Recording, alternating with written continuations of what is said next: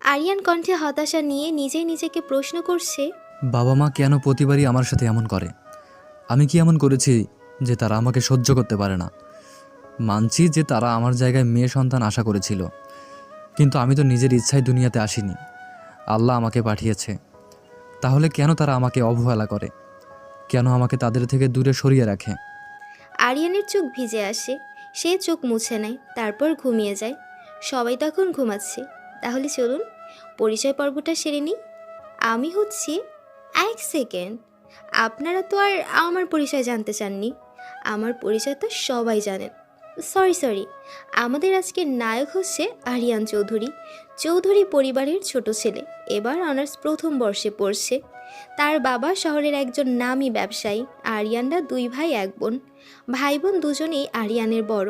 বড় ভাই রাফির বিয়ে হয়েছে 2 বছর হলো। তাদের ঘরে মিষ্টি একটা মেয়ে হয়েছে। রাফি এখন তার বাবার সাথে ব্যবসা দেখে। আর আরিয়ানের বড় বোন নাইমা অনার্স ফাইনাল ইয়ারে পড়ছে। আরিয়ান ছোটবেলা থেকে তার পরিবারের কাছে অবহেলিত একজন। কারণটা তো আরিয়ানের মুখে শুনলেনি। তাছাড়া আরেকটা কারণ আছে, সেটা গল্পের সাথে থাকলে জানতে পারবে। আর আরেকটা কথা, এই বাড়িতে সবার কাছে আরিয়ান অবহেলিত হলেও তার ভাবি তাকে অনেক ভালোবাসে এবং নিজের ভাইয়ের মতো দেখে। আপাতত এটুকুই থাক। এখন চলুন গল্পে ফিরি। রাত তখন 1টা। চৌধুরী বাড়ির সবাই তখন গভীর ঘুমে অচেতন। তখনই আরিয়ানের ফোনে একেবারে সূক্ষ্ম আওয়াজের একটা অ্যালার্ম বেজে ওঠে।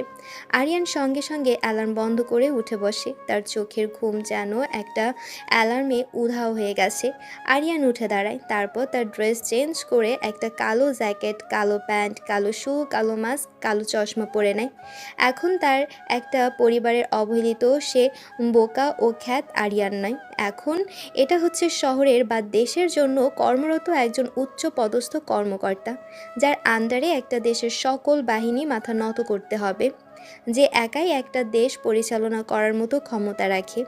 আরিয়ানের বর্তমান লুকে তাকে দেখে যেন কেউই চিনতে পারবে না এটা কে। আরিয়ান তার আলমারির ড্রয়ার থেকে একটা আইডি কার্ড নিয়ে জানালার পাশে পাইপ বেয়ে বাড়ি থেকে বের হয়। তারপর বাড়ির দেয়াল টপকে বেরিয়ে যায়, কারণ গেটে দারোয়ান আছে। আরিয়ান বাড়ির এরিয়া পেরিয়ে একটু সামনে যেতেই দেখে একটা ব্ল্যাক ফেরারি গাড়ি দাঁড়িয়ে আছে। আরিয়ান কাছে যেতেই গাড়িতে থাকা লোকটা গাড়ি থেকে নেমে সম্মানের সাথে মাথা নত করে আরিয়ানের দিকে গাড়ির চাবি এগিয়ে দেয়। আরিয়ান গাড়িতে বসে গাড়ি স্টার্ট দিয়ে সোজা চলে যায় তার নির্দিষ্ট গন্তব্যের উদ্দেশ্যে। গেট দিয়ে ঢুকতেই দুজন গার্ড আরিয়ানকে সেলুট দেয়। একটু এগিয়ে গিয়ে গাড়ি থেকে নেমে আরিয়ান সোজা অফিসে প্রবেশ করে।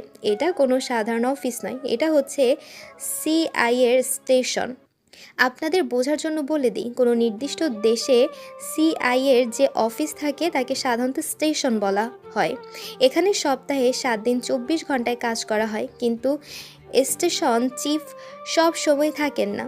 আরিয়ান ভেতরে প্রবেশ করার পর সবাই সঙ্গে সঙ্গে দাঁড়িয়ে যায়। এখানে কেউ কোনো সালাম দিচ্ছে না, সবাই শুধু মাথা নত করে সম্মান জানাচ্ছে। আরিয়ান গিয়ে তার কেবিনে বসে। তখনই তার কেবিনে ডেপুটি স্টেশন চিফ অর্থাৎ আরিয়ানের অ্যাসিস্ট্যান্ট আয়ান আসে। May I come in sir? Yes, come in. Sir, আমরা এই মাসে সকল মিশন শেষ করেছি, কিন্তু আজকে সকলেই জজপুর সেন্টার ফর ইন্টেলিজেন্স থেকে আরেকটি নতুন মিশন দিয়েছে। হোয়াট? এই মাসে 5টা মিশন অলরেডি শেষ করেছি, আবার কিসের mission?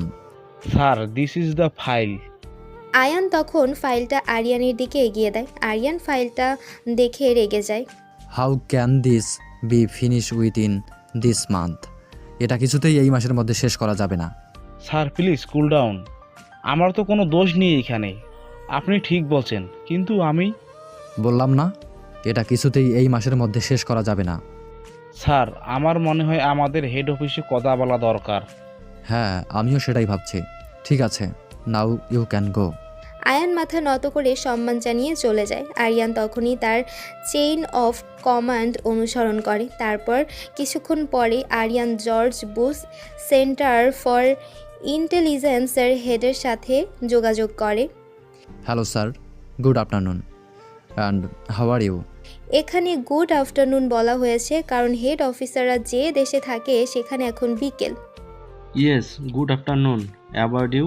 Yes sir, I am well. I to talk about important matter. What net?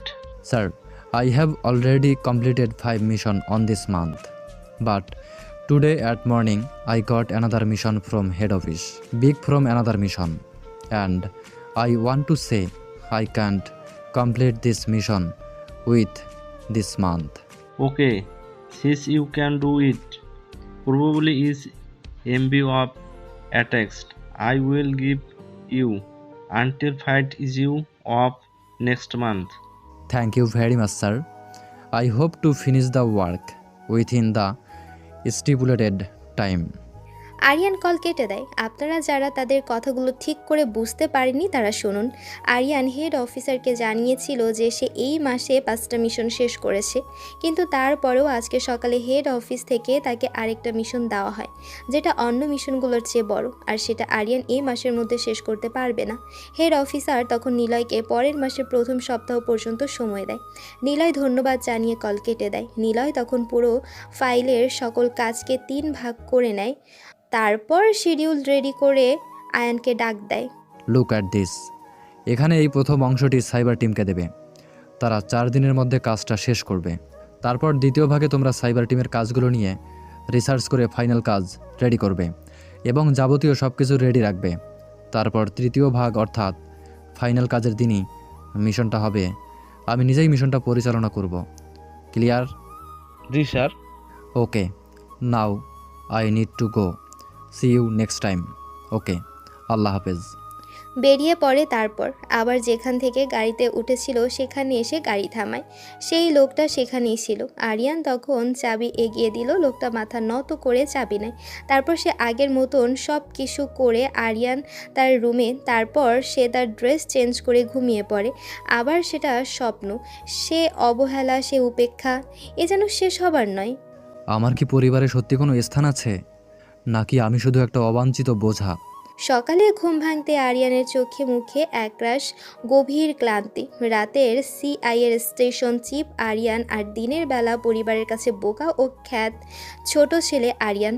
এই 2 সত্তার মাঝে এক অদৃশ্য অথচ কঠিন দেয়াল। বাইরের আলো ফুটতেই ভেতরের অন্ধকারটা যেন আরও প্রকট হয়ে ওঠে। মা বাবার অবজ্ঞা, বড় ভাই বোনের শীতল আচরণ, সব কিছুতেই তাকে ভেতরে ভেতরে কুড়ে কুড়ে খায়।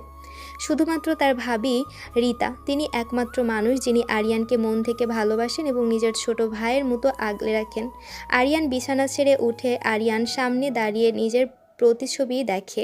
এই মুখটা কি সত্যি পরিবারের চোখে এত তুচ্ছ, নাকি এর আড়ালে লুকিয়ে আছে একদম শক্তি যা বাইরের কেউ জানে না? এক দীর্ঘশ্বাস ফেলে সে প্রস্তুত হতে থাকে। আজ সকালে নাস্তাটা হয়তো নীরবেই কাটবে, যেমনটা প্রতিদিনই কাটে। ডাইনিং রুমে গিয়ে দেখে সবাই উপস্থিত। বাবা মা, ভাই ভাবি, বোন, নাইমা। বাবা খবরের কাগজ পড়ছেন, মা চা বানাচ্ছে, রাফি, রীতা তাদের ছোট্ট মেয়ে টিয়ার সাথে খেলছেন, নাইমা নিজের ফোন নিয়ে ব্যস্ত। আরিয়ান ধীরে ধীরে একটা চেয়ার টেনে বসে। কেউ তার দিকে ফিরেও তাকায় না, যেন সে তাদের জন্য এক অদৃশ্য মূর্তি, যার অস্তিত্ব তাদের কাছে অর্থহীন। এতক্ষণ কোথায় ছিলি? সবার তো খাওয়া হয়ে যাচ্ছে, তোর জন্য কি আর বসে থাকবে নাকি? নিজের খাবার নিজের মতো দেখিনিস। আমরা তো আর সারাক্ষণ তোর পিছনে লেগে থাকতে পারি না। এমনিতে একটা বোঝা হয়ে আছিস, তার উপরে এই নবাবী।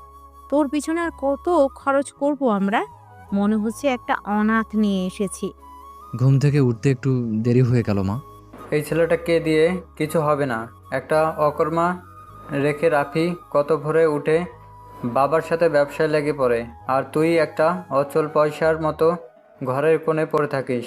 তোকে দিয়ে কি হবে? শুধু খাওয়া আর ঘুম ছাড়া তো আর কিছু জানিস না। তোর মতো অপদার্থকে জন্ম দিয়েছি বলে আজ এই অবস্থা মনে হয়। একটা ভুল সন্তান জন্ম ছিল। বাবা, ওর কথা বাদই দাও, ওর দ্বারা কিছু হবে না। ছোটবেলা থেকেই তো দেখে আসছি এই আস্ত খ্যাতটাকে। একটা অপয়া, ওর মতো কেউ এই পরিবারে ফিট করে না। ও তো সমাজের চোখেও একটা হাসির পাত্র। ওর দিকে তাকালেই আমার মেজাজ খারাপ হয়ে যায়, যেন একটা বিষ দেখছি। ঠিকই বলেছিস নাইমা, ওকে নিয়ে কথা বলা মানে সময় নষ্ট। আরিয়ান তাদের কথার কোনো জবাব দেয় না, মাথা নিচু করে বসে থাকে। তার হৃদয়ের গভীর ক্ষতটা যেন আরও গভীরে চলে যায়। রীতা পাশ থেকে তার চোখে আরিয়ানের দিকে তাকান, তার চোখে একরাশ গভীর অনুভূতি। তিনি এগিয়ে এসে আরিয়ানের প্লেটে পরোটা আর ডিম দেন। খা আরিয়ান, গরম গরম আছে। আরিয়ান কৃতজ্ঞ চোখে ভাবির দিকে তাকায়। এ একটা মানুষই যেন তার জীবনের এক ফালি আলো, এই অন্ধকারে বাড়ির একমাত্র আশ্রয়। আর ভেতরের কষ্টটা কেবল এই মানুষটাই বোঝে। নাস্তা শেষ করে আরিয়ান নিজের রুমে ফিরে আসে, ল্যাপটপ খুলে বসে। বিশ্ববিদ্যালয়ে তার এখন অনলাইন ক্লাস চলছে। ক্লাসে মনোযোগ দেওয়ার চেষ্টা করে কিন্তু মনটা অস্থির।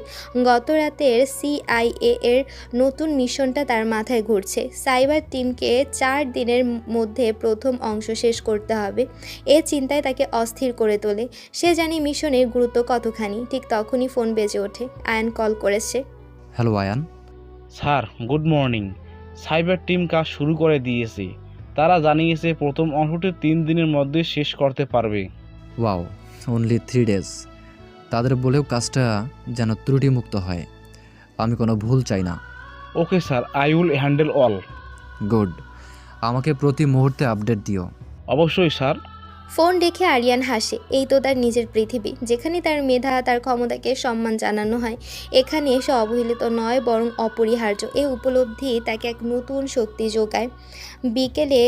বিকেল গড়িয়ে সন্ধ্যা নামে। আরিয়ান বিশ্ববিদ্যালয়ে তার বন্ধু সাব্বিরের সাথে দেখা করতে যায়।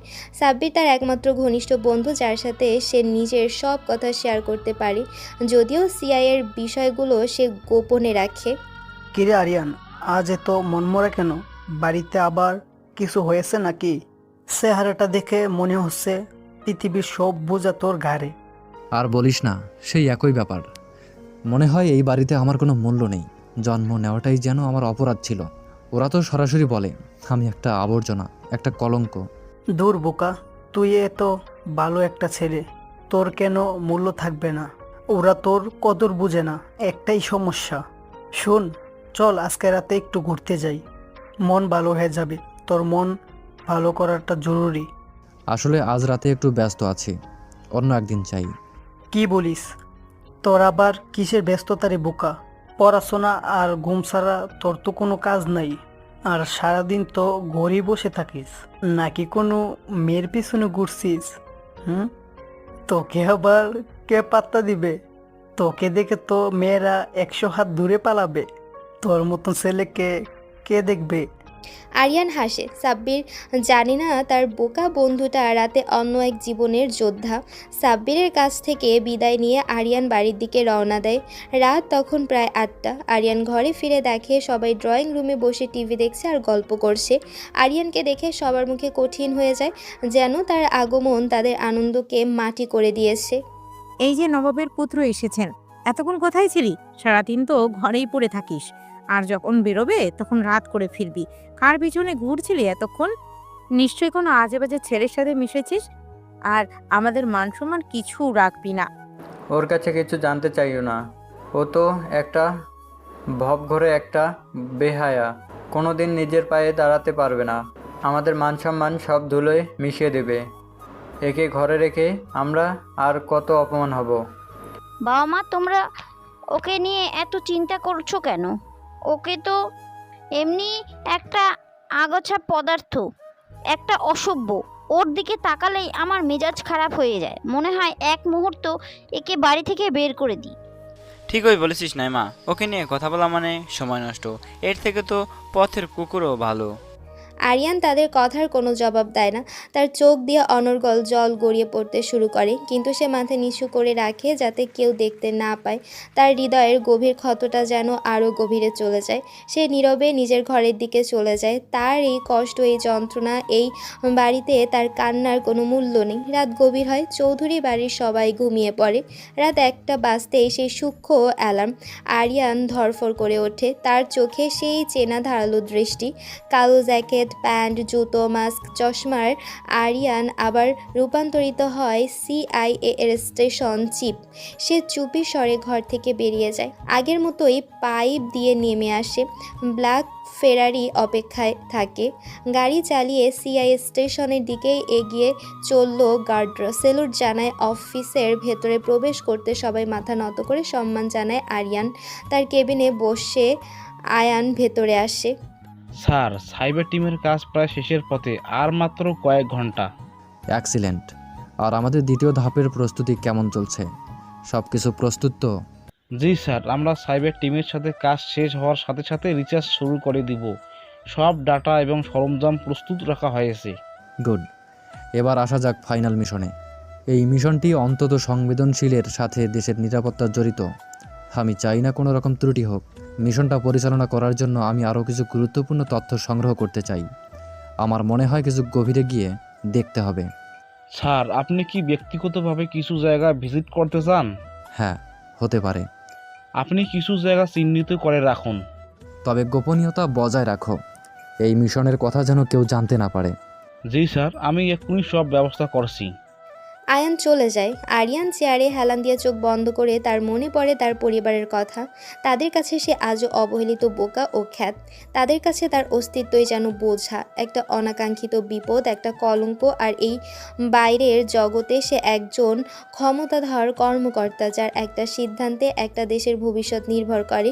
এই দুই জীবনের বৈপরীত্য তাকে এক অস্থির দোলাচলে ফেলে দেয়, কিন্তু সে জানে তার এই গোপন পরিচয় তাকে বাঁচিয়ে রেখেছে, তাকে উদ্দেশ্য দিয়েছে। আরিয়ানের চোখ দুটো বন্ধ, চোখের পাতায় ঝমাট বাঁধা ক্লান্তির ছাপ।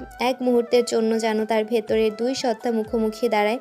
একদিকে পারিবারিক অবহেলা আর কটু কথার জ্বালা, অন্যদিকে দেশের প্রতি এক গভীর দায়িত্ববোধ। এই বৈপরীত্য তাকে আরও শক্তিশালী করে তোলে। সে জানে এই রাতের জীবনই তার আসল অস্তিত্ব, যেখানে তাকে মূল্য দেওয়া হয়, তার সম্মান আছে। গভীর শ্বাস ফেলে সে চোখ মেলে মিশন সফল করার জন্য দৃঢ় প্রতিজ্ঞ সে। আমি আয়ানকে ডাক দেই। আয়ান আসলে রিসার্চ টিমকে বলো, সাইবার টিমের কাজ শেষ হওয়ার সাথে সাথেই তারা যেন দ্রুত তাদের অংশের কাজ শুরু করে। এই এক মুহূর্ত দেরি করা যাবে না। জি স্যার, আমি এখনই তাদের নির্দেশ দিচ্ছি। এ বলে আমি চলে যাই। আরিয়ান স্যার তখন ফাইলপত্র ঘেটে মিশনের খুঁটিনাটি দেখতে থাকে। এই মিশনটা কেন এত গুরুত্বপূর্ণ, কেন জজ বুশ সেন্টার এটা এত তড়িঘড়ি করে শেষ করতে চাইছে, তা নিয়ে সে গভীরভাবে চিন্তা করে। হঠাৎ তার মনে হয় এনশনের পেছনে হয়তো আরও কোনো বড় রহস্য লুকিয়ে আছে। পরের কয়েকটা দিন আরিয়ান স্যারের কাটালো অত্যন্ত ব্যস্ততায়। দিনের বেলা সে পরিবারের সে বোকা ও খ্যাত ছেলে যে বিশ্ববিদ্যালয়ের অনলাইন ক্লাসে মনোযোগ দেওয়ার ভান করে।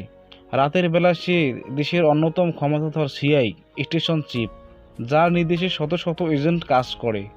পরিবারের অবহেলা আর কটুকতা তাকে আরও বেশি করে তার গোপন জীবনের দিকে ঠেলে দেয়। ভাবেই রীতা ছাড়া আর কেউ তার মনের খবর রাখে না। এক বিকেলে আরিয়ান স্যার তার ল্যাপটপে কাজ করছে। এমন সময় রীতা ভাবি তার রুমে আসে। কি করছিস আরিয়ান? এত মনোযোগ দিয়ে কি দেখছিস? কিছু না ভাবি, এমনি ইউনিভার্সিটির কিছু কাজ করছিলাম। তোর মুখ দেখে মনে হচ্ছে তুই ভালো নেই। সবার কথাগুলো তোকে খুব কষ্ট দেয়, তাই না? আমি জানি ওরা তোর সাথে অন্যায় করে, কিন্তু তুই তো জানিস আমি সব সময় তোর পাশে আছি। তুই আমার ছোট ভাইয়ের মতো। শুধুমাত্র তুমি বোঝো ভাবি, আর কেউ বোঝে না। মনে হয় এই পৃথিবীতে আমি একদম একা। না রে বোকা, তুই একা নস, আমি আছি না। আর শোন, তুই পড়াশোনা কর, নিজের পায়ে দাঁড়া। দেখবি একদিন সবাই তোর কদর বুঝবে। যারা আজ তোকে অবহেলা করে তারাই একদিন তোকে সম্মান করবে। রিতার কথাগুলো আরিয়ান মনে কিছুটা শান্তি এনে দেয়। অন্তত একজন তো আছে যে তাকে এত বোঝে। একদিন পর, তখন রাত প্রায় 11টা। আরিয়ান ঘুমানোর প্রস্তুতি নিচ্ছে, তখনই তার ফোন বেজে ওঠে। আয়ান কল করেছে। হ্যাঁ বলো। স্যার, সাইবার টিমের কাজ সম্পূর্ণ শেষ এবং তাদের দেওয়া ডাটা বিশ্লেষণ করে আমাদের রিসার্চ টিম দ্বিতীয় ধাপের কাজও শেষ করেছে।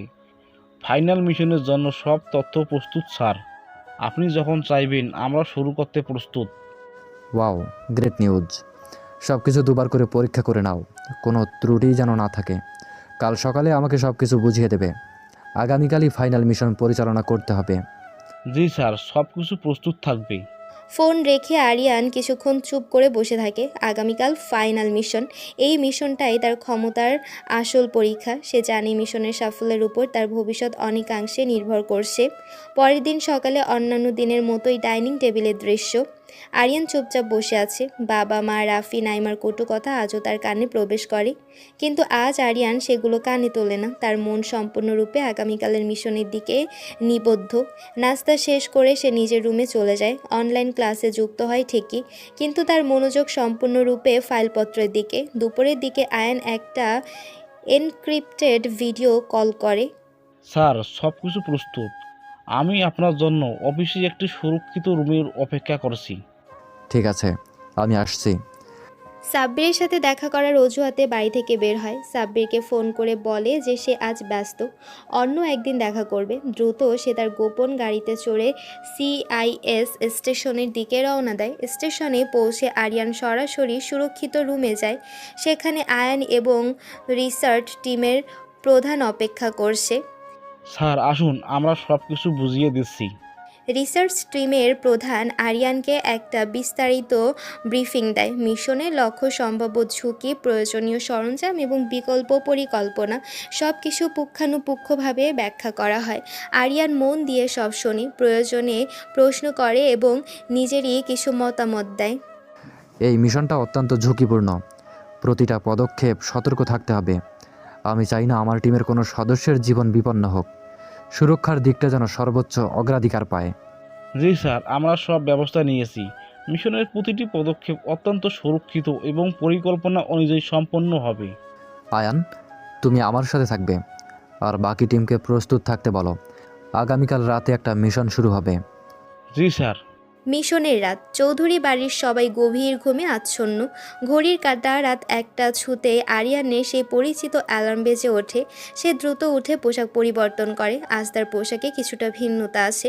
কালো জ্যাকেট, কালো প্যান্ট, কালো শু, কালো মাস্ক এবং একটা বুলেট প্রুফ ভেস্ট। তার হাতে একটা এনক্রিপ্টেড যোগাযোগের ডিভাইস। নীরবে সে ঘর থেকে বেরিয়ে আসে। দেয়াল টপকে বাড়ির সীমানা পেরিয়ে যায়। ব্ল্যাক ফেরারি অপেক্ষায় আছে। আরিয়ান গাড়িতে ওঠে এবং দ্রুত গতিতে CIS স্টেশনের দিকে যায়। স্টেশনে প্রবেশ করতে সবাই তাকে সেলুট জানায়। আরিয়ান সোজা কন্ট্রোল রুমে প্রবেশ করে। সেখানে আয়ান এবং বাকি টিম সদস্যরা প্রস্তুত হয়ে অপেক্ষা করছে। মনিটরে মিশনের লক্ষ্যবস্তুর ছবি ভেসে উঠছে। এটা একটা আন্তর্জাতিক সন্ত্রাসী গোষ্ঠীর গোপন আস্তানা, যারা দেশের নিরাপত্তা হুমকিতে ফেলেছে। আরিয়ান কন্ট্রোল রুমে প্রবেশ করে। সবাই প্রস্তুত তো? মনে রাখবে, এই মিশন আমাদের দেশের নিরাপত্তার জন্য অত্যন্ত জরুরি। কোনো ভুল নয়, কোনো দয়া নয়। আমরা শুধু দেশকে রক্ষা করতে এসেছি। জি স্যার, আমরা প্রস্তুত। আরিয়ান মনিটরের দিকে তাকায়। টার্গেট লোকেশন স্ক্রিনে বড় হয়ে ওঠে। সেখানে একটা স্যাটেলাইট ইমেজ দেখা যাচ্ছে, যেখানে একটা পরিত্যক্ত গোদামঘরের চিত্র স্পষ্ট। আরিয়ান জানে এই গোদাম ঘরের আড়ালে অনেক অন্ধকার রহস্য লুকিয়ে আছে। আরিয়ানের নির্দেশ পাওয়ার পর মিশনের প্রথম ধাপ শুরু হয়। কন্ট্রোল রুমে পিনপত্র নীরবতা, শুধুমাত্র কিবোর্ডের ক্লিক আর মনিটরের হালকা আলো। একটা স্পেশাল ফোর্সের দল যারা আরিয়ানের অধীনে কাজ করে তাদের লক্ষ্যবস্তুর দিকে নিঃশব্দে এগোতে থাকে। আরিয়ান মনিটরের প্রতিটি গতিবিধি নিবিড়ভাবে পর্যবেক্ষণ করছে। তার তীক্ষ্ণ চোখ কোনো সামান্যতম ত্রুটিও এড়াতে দেয় না। স্যার, টিম টার্গেট লোকেশনে পৌঁছে গেছে। Gate clear, ready for action. যে কোনো সন্দেহজনক গতিবিধি লক্ষ্য করলে আমাকে জানাবে। সতর্ক থাকবে। দল গোদামঘরে প্রবেশ করে। মনিটরের ভেতরে চিত্র ভেসে ওঠে। খালি গোদামঘর, কিছু পুরাতন বাক্স ছাড়া আর কিছুই চোখে পড়ছে না। কিন্তু আরিয়ান জানে সন্ত্রাসীরা এত সহজে ধরা দেবে না। অবশ্যই কোনো গোপন আস্তানা বা লুকানোর জায়গা আছে। সার টিমের সদস্যরা ভেতরের অংশে প্রবেশ করছে। হঠাৎ মনিটরে কিছু একটা ঝলক দিয়ে ওঠে। একজন অপারেটর দ্রুত জুম করে। দেখা যায় একটা ফ্লোরের নিচে একটা গোপন দরজা। আয়ন টিমকে বল দ্রুত সেই দরজা খুলে বের করতে। এটাই মূলত আস্তানা। কমান্ড পেয়ে টিম দ্রুত সে গোপন দরজা খুঁজে বের করে, কিন্তু দরজাটা একটা শক্তিশালী মেটাল দিয়ে তৈরি এবং লক করা। টিম লিডার ব্লুটুথে আরিয়ানের সাথে যোগাযোগ করে। স্যার, দরজাটি মেটাল দিয়ে তৈরি, সাধারণ পদ্ধতিতে খোলা সম্ভব নয়। তাহলে বিশেষ সরঞ্জাম ব্যবহার করো। দ্রুত কাজ শেষ করতে হবে, সময় নষ্ট করা যাবে না। বিস্ফোরক বিশেষজ্ঞরা এগিয়ে আসে। কিছুক্ষণের মধ্যে একটা মৃদু বিস্ফোরণের শব্দ শোনা যায় এবং দরজাটা খুলে যায়। টিমের সদস্যরা ভেতরে প্রবেশ করে। ভেতরের দৃশ্য দেখে আরিয়ান এবং আয়ান অবাক হয়ে যায়। এটা কোনো সাধারণ আস্তানা নয়, এটা একটা সুসজ্জিত ল্যাবরেটরি, যেখানে অসংখ্য কম্পিউটার, রাসায়নিক পদার্থ এবং কিছু অদ্ভুত যন্ত্রপাতি দেখা যাচ্ছে। স্যার, এটি একটি হাইটেক ল্যাব। তারা এখানে কি করছিল? এটাই আমাদের জানতে হবে। টিমকে বলো প্রতিটা জিনিস পুঙ্খানুপুঙ্খভাবে পরীক্ষা করতে, কোনো তথ্য যেন হাতছাড়া না হয়। টিম সদস্যরা ল্যাবের প্রতিটি কোণায় তল্লাশি শুরু করে। কিছুক্ষণ পর একজন সদস্য একটা কম্পিউটার থেকে কিছু ডেটা কপি করে আরিয়ানের কাছে পাঠায়। আরিয়ান দ্রুত সেগুলো বিশ্লেষণ করতে শুরু করে। ডেটাগুলো ইনক্রিপ্টেড। আয়ান, সাইবার টিমকে এই ডেটাগুলো ডিক্রিপ্ট করতে বলো, যত দ্রুত সম্ভব। মনে হচ্ছে আমরা কোনো বড় কিছুর সন্ধান পেতে চলেছি। সকাল হতে তখন আর বেশি দেরি নেই। আরিয়ান জানে সূর্য ওঠার আগেই তাকে এই জায়গা থেকে বেরিয়ে যেতে হবে। সে দ্রুত ডেটা ডিক্রিপশনের জন্য নির্দেশ দেয় এবং টিমকে যত দ্রুত সম্ভব ল্যাব থেকে বেরিয়ে আসার নির্দেশ দেয়। টিমের সদস্যরা গুরুত্বপূর্ণ কিছু সরঞ্জাম এবং ডকুমেন্ট সংগ্রহ করে গোদাম ঘর থেকে বেরিয়ে আসে। মিশন সফল, সবাই সাবধানে ফিরে আসো। আরিয়ান কন্ট্রোল রুম ছেড়ে বেরিয়ে আসে। ডগ ফায়ারেই অপেক্ষা করছে। সে দ্রুত গাড়ি চালিয়ে বাড়ির দিকে রওনা দেয়। মনে এক অদ্ভুত মিশ্র অনুভূতি। একদিকে মিশন সফল হওয়ার আনন্দ, অন্যদিকে ল্যাবরেটরির রহস্য তাকে ভাবিয়ে তুলছে। এখানে কি তৈরি হচ্ছিল, দেশের জন্য কতটা মারাত্মক হুমকি ছিল তা। আরিয়ান বাড়িতে পৌঁছায়। সূর্য সবে মাত্র ডাক দিচ্ছে। সে চুপিয়ে সারে ঘরে প্রবেশ করে, পোশাক পরিবর্তন করে ঘুমিয়ে পড়ে। তার ঘুমন্ত মুখে ক্লান্তি আর কিছু অজানা চিন্তার ছাপ স্পষ্ট। সকালে আরিয়ানের ঘুম ভাঙে। পরিবারের গোল হলো ডাইনিং টেবিলের সেই পরিচিত দৃশ্য। আজ আরিয়ান কিছুটা নির্ভার বোধ করছে। অন্তত একটা বড় মিশন সফল হয়েছে। সে ধীর পায়ে ডাইনিং টেবিলে আসে। এই যে মহারাজ, ঘুম ভাঙলো বুঝি এতক্ষণে? তো সূর্য তোর মাথার উপরে উঠে গেছে, আর কত ঘুমাবি? সারাদিন পড়ে থাকিস, কোনো কাজ নেই, কর্ম নেই। ওর দ্বারা আর কিছু হবে না। একটা আস্ত অকর্মা শুধু আমাদের বোঝা হয়ে আছে। মা বাবা, ওকে নিয়ে কথা বলা মানে সময় নষ্ট। ও তো একটা ফেলনা জিনিস। আরিয়ান কোনো উত্তর দেয় না, মাথা নিচু করে বসে থাকে। রিতা এসে তার প্লেটে খাবার দেয়। খা আরিয়ান, ওনাদের কথায় কান দিস না। আজ তোকে বেশ ক্লান্ত লাগছে। হ্যাঁ ভাবি, একটু দেরি করে ঘুমিয়েছিলাম। দ্রুত নাস্তা শেষ করে নিজের রুমে আসে। ল্যাপটপ খুলে আয়ানকে ফোন করে। আয়ান, ডাটা ডিকোডের কাজ কত দূর? স্যার, ডিস্ট্রিবিউশন প্রায় শেষ। কিছুক্ষণের মধ্যে পুরো রিপোর্ট আপনার কাছে পাঠাচ্ছি। খুব ভালো, রিপোর্ট পেলেই আমাকে জানাবে, আমি অপেক্ষায় আছি। কিছুক্ষণ পর আয়ান আরিয়ানকে একটা ইনক্রিপ্টেড ফাইল পাঠায়। নিলয় দ্রুত ফাইলটা খোলে। রিপোর্টটি দেখে তার চোখ কপালে ওঠে। এই ল্যাবরেটরিতে ভয়ঙ্কর কিছু তৈরি হচ্ছিল। এটা কোনো সাধারণ সন্ত্রাসী গোষ্ঠী নয়, এটা একটা আন্তর্জাতিক সিন্ডিকেট যারা জৈব অস্ত্র তৈরি করছিল। এই অস্ত্রের লক্ষ্য ছিল দেশের অর্থনীতিকে পঙ্গু করে দেওয়া এবং ব্যাপক হারে জনজীবনকে ঝুঁকির মধ্যে ফেলা। জৈব অস্ত্র, এটা তো ভয়ঙ্কর। এর পেছনে কে বা কারা আছে? এই ডেটাগুলো আরও গভীরভাবে পরীক্ষা করতে হবে। আরিয়ান দ্রুত আয়ানকে আবার ফোন করে। আয়ান, রিপোর্টটা দেখেছো? এটা তো গুরুতর বিষয়, আমাদের এখনই হেড অফিসকে জানাতে হবে। হ্যাঁ স্যার, আমি রিপোর্ট দেখেছি। আমিও সেটাই ভাবছিলাম। এমন মারাত্মক তথ্যের জন্য হেড অফিসের দ্রুত পদক্ষেপ নেওয়া উচিত। ঠিক আছে, আমি এখন হেড অফিসারকে ফোন করছি। তুমি মিশনের পরবর্তী পদক্ষেপের জন্য প্রস্তুত থাকো, আমাদের আরও গভীরে যেতে হবে। আরিয়ান তার চেইন অফ কমান্ড অনুসরণ করে George Bush centre for intelligence head অফিসারের সাথে যোগাযোগ করে। Hello sir, good afternoon. Yes, good afternoon. Urgent matter sir, you have successfully completed last mission, but what we found extremely disturbing. Discovered secret lab developing biological offence. What biological weapon are you searched agent? Yes, sir. Data is conclusive, highly sophisticated operation involving international syndicate.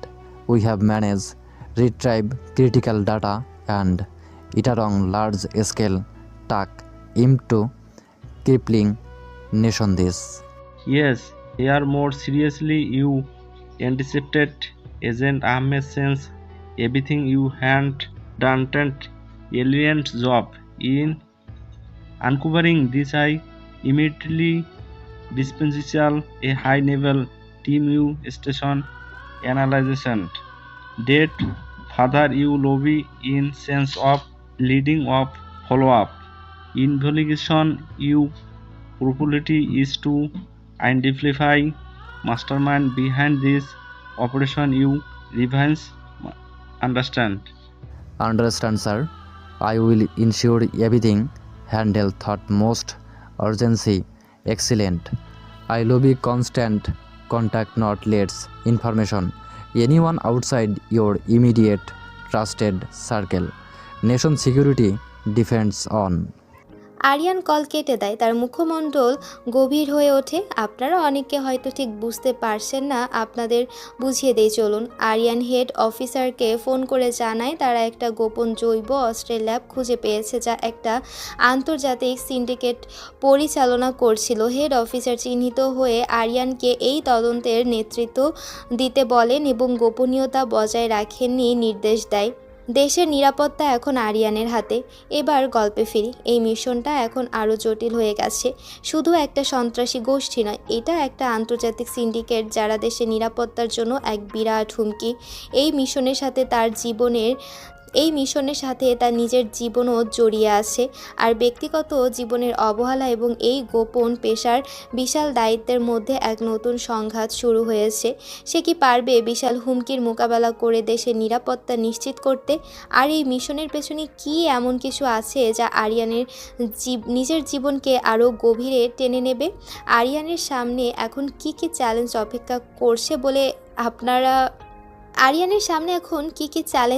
অপেক্ষা করছে বলে তোমার মনে হয়? আরিয়ানের নির্দেশে head office থেকে আসা উচ্চ পর্যায়ের টিম দ্রুত সিআইএ স্টেশনে এসে পৌঁছায়। তারা আনা ডাটা এবং সরঞ্জামগুলো আরও গভীরভাবে বিশ্লেষণ করতে শুরু করে। ল্যাবের ভেতরের ছবি এবং অন্যান্য তথ্য দেখে তারাও বিস্মিত। জৈব অস্ত্রের এই পরিকল্পনা দেশের জন্য যে কতটা মারাত্মক হুমকি ছিল তা ধীরে ধীরে স্পষ্ট হয়ে ওঠে। আরিয়ান দিন রাত এক করে টিমকে নেতৃত্ব দেয়। ঘুম খাওয়া সব যেন তার কাছে গৌণ হয়ে গেছে। পরিবারের কাছে এসে যেমন অকর্মা আর বোকা, এই টিমের কাছে এসে ততটাই অপরিহার্য ও ক্ষমতাধর। স্যার, ডিগ্রি পোষণ এবং বিশ্লেষণ শেষ। আমরা সিন্ডিকেটের মূল হোতাদের চিহ্নিত করতে পেরেছি। তারা দেশের বাইরে থেকে এই নেটওয়ার্কটি পরিচালনা করেছিল। তাদের মূল ঘাঁটি একটি প্রত্যন্ত দ্বীপে, যা স্যাটেলাইটে সহজে ধরা পড়ে না। তাহলে তাদের নির্মূল করার জন্য অপারেশন প্ল্যান কি? স্যার, যেহেতু তারা দেশের বাইরে, তাই এতে একটি সম্মিলিত অভিযান প্রয়োজন। আমাদের দেশের স্পেশাল ফোর্সের সাথে অন্যান্য দেশের ইন্টেলিজেন্স এজেন্সিগুলোর সাহায্য নিতে হবে। না, এতে অনেক সময় নষ্ট হবে এবং তথ্য ফাঁস হওয়ার ঝুঁকি থাকবে। আমি চাই না এই তথ্য আন্তর্জাতিক মহলে ছড়িয়ে পড়ুক। এটা শুধুমাত্র আমাদের দেশের নিরাপত্তা নয়, এ একটি ব্যক্তিগত জেতেরও বিষয়। আমি নিজেই এই অপারেশন পরিচালনা করব। কিন্তু স্যার, এটা অত্যন্ত ঝুঁকিপূর্ণ। আপনি একা যাবেন? না, একা নয়, আমাদের স্পেশাল ফোর্সের একটা ছোট টিমকে সাথে নিয়ে যাব। অপারেশনটা হবে অত্যন্ত দ্রুত এবং গোপন। কোনো বড় সামরিক অভিযান নয়, একটি সার্জিক্যাল স্ট্রাইক। আমাদের লক্ষ্য মূল হোতাদের আটক করা এবং তাদের সব অস্ত্র ও ডেটা ধ্বংস করা। আয়ান বুঝতে পারে আরিয়ান কতটা দৃঢ় প্রতিজ্ঞ। সে আর কোনো প্রশ্ন করে না। দ্রুত অভিযানের প্রস্তুতি শুরু হয়েছে। সেরা স্পেশাল ফোর্সের সদস্যদের নিয়ে একটা ছোট্ট দল গঠন করা হয়। প্রয়োজনীয় অস্ত্রশস্ত্র, যোগাযোগের সরঞ্জাম এবং অত্যাধুনিক গ্যাজেট প্রস্তুত করা হয়।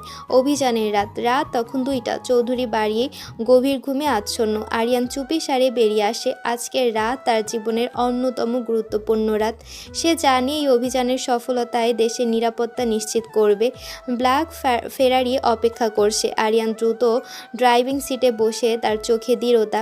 সে সরাসরি একটা গোপন সামরিক ঘাঁটিতে যায়। সেখানে স্পেশাল ফোর্সের দলটা প্রস্তুত হয়ে অপেক্ষা করছে। আরিয়ান তাদের ব্রিফিং দেয়। আমাদের লক্ষ্য স্পষ্ট, দ্রুত প্রবেশ করবে, টার্গেটদের আটক করবে, ডেটা এবং অস্ত্র ধ্বংস করবে। কোনো অহেতুক সংঘর্ষে জড়াবে না। আমাদের প্রতিটি পদক্ষেপ হবে নিখুঁত এবং নীরব। দেশের নিরাপত্তা আমাদের হাতে। একটা সামরিক হেলিকপ্টার প্রস্তুত ছিল। আরিয়ান এবং তার টিম হেলিকপ্টারে ওঠে। হেলিকপ্টারটা নিঃশব্দে তাদের আকাশ চিরে প্রত্যন্ত দ্বীপটার দিকে রওনা হয়। দ্বীপের উপরে হেলিকপ্টারটা দ্বীপের কাছাকাছি পৌঁছাতে আরিয়ান এবং তার টিম রোপ বেয়ে নেমে আসে। চারদিকে ঘন জঙ্গল। তারা সাবধানে এগোতে থাকে। টার্গেট ছিল একটা গোপন ব্যাংকার। আরিয়ান আগে স্যাটেলাইট ইমেজে সেটা চিহ্নিত করে রেখেছিল। স্যার, বাংকারটির সামনেই। কোনো গার্ড চোখে পড়ছে না। সাবধানে দেখো, ওরা নিশ্চয়ই কোনো ফাঁদ পেতে রেখেছে। তারা ব্যাংকারের কাছাকাছি পৌঁছাতে হঠাৎ করে ব্যাংকারের ভেতর থেকে কয়েকজন গার্ড বেরিয়ে আসে। তারা আধুনিক অস্ত্রে সজ্জিত। আরিয়ান কোনো দেরি না করে তার অস্ত্র বের করে। স্পেশাল ফোর্সের টিমও প্রস্তুত ছিল। দ্রুত ফায়ার এক্সচেঞ্জ শুরু হয়ে যায়। এটা ছিল এক মরণাপন্ন লড়াই। গার্ডরা অত্যন্ত প্রশিক্ষণপ্রাপ্ত ছিল, কিন্তু আরিয়ানের টিম তাদের চেয়েও বেশি দক্ষ।